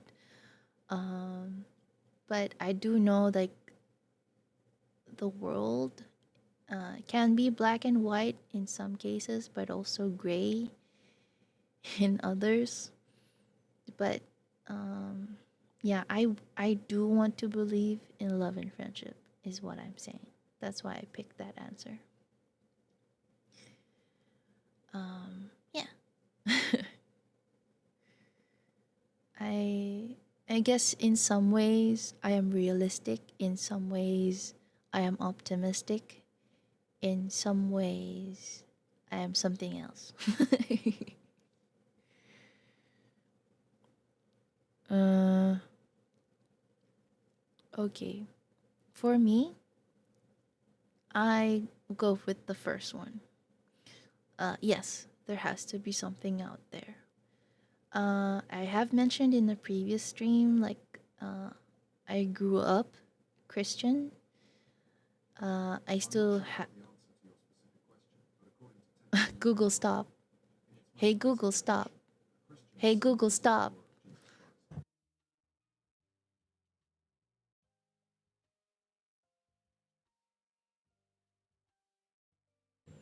Okay, sorry about that. Google suddenly triggered. I do not know why. Okay, yeah. So, like, yeah, in a previous stream, I mentioned I grew up as a Christian. My dad became a pastor when I was in high school, and everyone else in the family thought it was kind of like a hypocrite. um, do I still attend church to this day? No. Do I still believe in some of my Christian beliefs? Some, yes. I don't entirely agree with everything. I also don't agree in pushing or shoving my beliefs onto other people. So, yeah. Um yeah, I I know there's a God who listens to my prayers. When I do remember to pray, especially when I need something to hold on to, especially when I found out that My friend, um, my friend's sister had cancer, and then she was tested to have like the same genes, and that she could probably have cancer too. And she got like, I prayed so hard for her test results um, to come out negative. I prayed so hard. I cried to God, and yeah, and she doesn't have any tumors and stuff. And she came back, like she told me a few days later. So yeah, I mean, for me, it helps that I I can believe in a higher being who can hear out my thoughts and like hear out my prayers, uh, and answer them when he feels like answering them. As to thinking as to why some prayers get left unanswered, that is not my purview to say why it did not get answered, or that there has to be like a meaning behind that. I I don't like thinking that deep into it, cuz like um not that everything has to have a reason, because not everything has to have a reason. Cuz like I remember one thing my brother, like one discussion my brother and I had when we were kids, was that some villains are just like some villains are just meant to be villains. Like you don't have to go into their backstories or to empathize with them to for them to be like why they got to be there, because they should still be accountable for their decisions, like why they still chose to be a villain in the end. um sure, some stories like help when you humanize the villains though, but you just also have to accept the fact that there are some people who are just born to be like that and want to be like that, you know. It's really dark. But yeah, so uh it's nice to question a lot about life, but also I don't really like uh hurting my head so much just trying to think and prove everything. Sometimes things are just the way they are, but if I can help change stuff, like especially if it's like human made or human caused, then I would like I would at least try to attempt to change it if I could. But yeah, anyway. But if it's something out of my hands, like sickness, cancer, whatever, uh, it's nice to have Nick for me to have somebody to pray to. Yeah, and that's for me. If it doesn't work for you, then yeah, you don't have to like do what I say. To each their own. Whatever works for you, whatever floats your boat.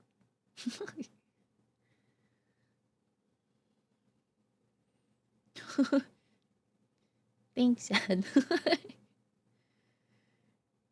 Just make sure you don't burn yourself out. Yeah. I mean, they also hi Scorpion.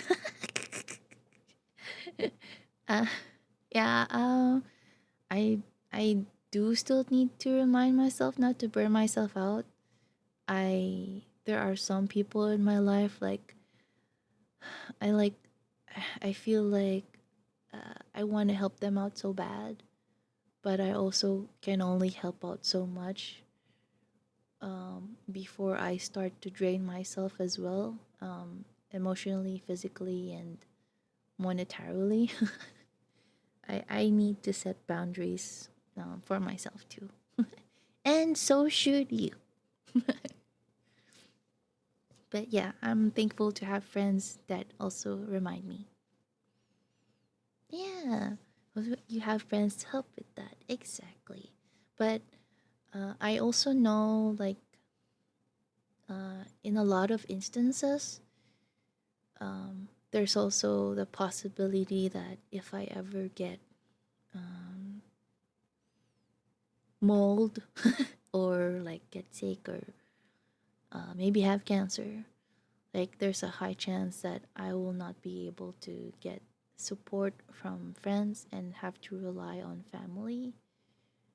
Uh, that I know, like there's limitations with like expectations from people. Um, so yeah, it's good not to burn bridges. It's good to have family uh, in some ways if you can manage it. Uh, oh my god, I wasn't hoping like for like a very heavy discussion.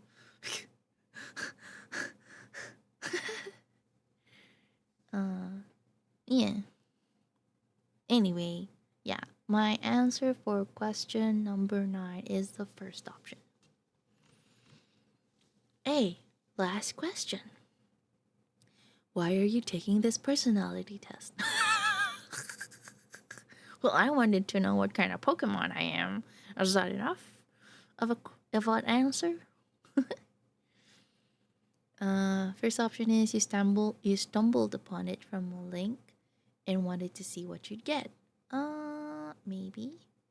Somebody asked you to take it, so you did. No. You were hoping you'd get a Pokemon you liked. I mean, this and that are not mutually. What's this? Exclusive. Yeah, they're not mutually exclusive. Um, you were just bored and had nothing better to do. Okay. You just suddenly wanted to take a personality test, so you searched for one. Maybe. You're trying to figure out how it works. Maybe. You enjoy personality tests in general. Maybe. You don't really know. You were just browsing the site and this section, next section you came to. Okay. Okay, so it's not asking why take a personality test. It was asking why take this personality test. So I did stumble upon it from a link. Okay, let's go with this bunch of answers.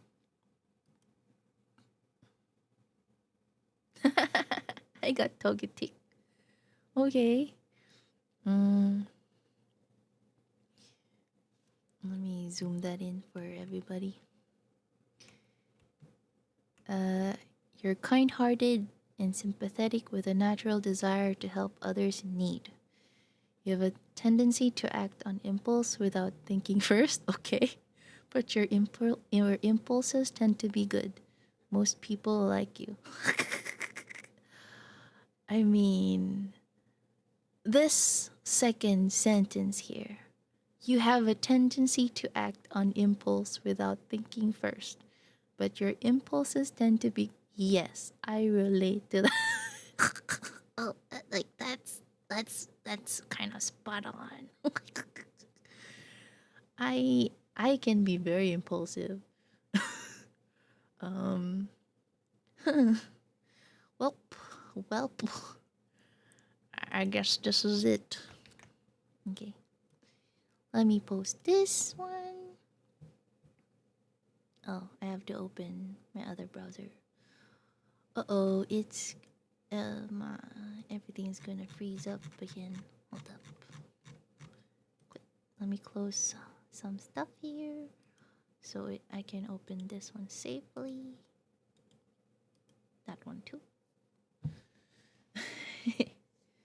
Okay, let's post. Let me know like what did you all get to? Oh, I just saw scorpions. He got Palkia. Palkia is a water dragon type Pokemon. This legendary Pokemon has power to distort space. It's described as a deity in the Sinnoh-Radiant mythology. Oh, Pearl and Diamond. I didn't really get to play those. Special Rend, which tears the target along with the space. Wow, that's so powerful. Wow. Okay, let's look at my thing. This is the last one. Quote. Yes, I am impulsive. And then the link. Copy. And this one.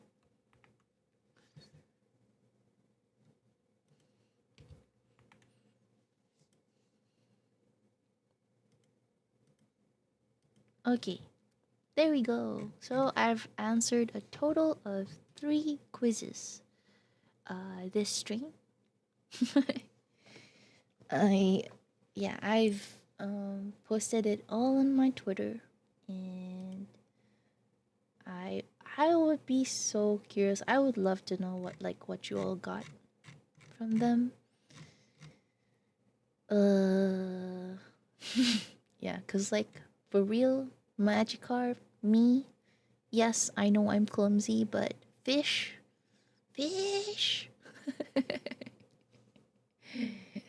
Bruh, could have given me something else.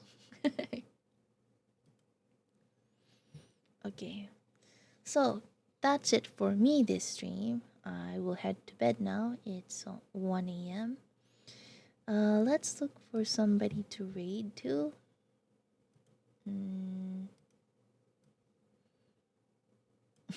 I'm keeping these for when I'm done work. Okay. But yeah, I'd love to hear all what each and one of you would get from the quizzes. Would be fun.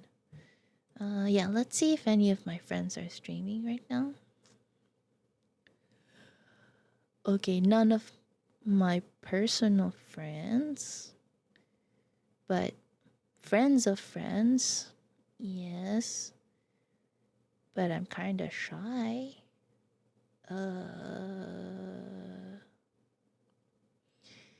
You know what? Let's do it. I'll try raiding one of my friends' friends. Okay. Let's see. They're currently playing Nier Automata. So for the RPG enjoyers out there, I hope you like this one. And they're also very nice, cozy.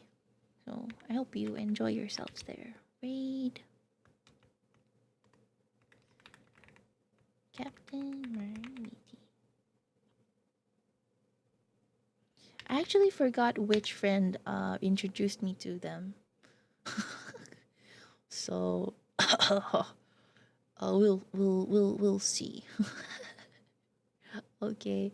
I'll see you all next time. I will see you all later, 9 p.m. EST, for some Overwatch. Alright. See you all there. Bye bye.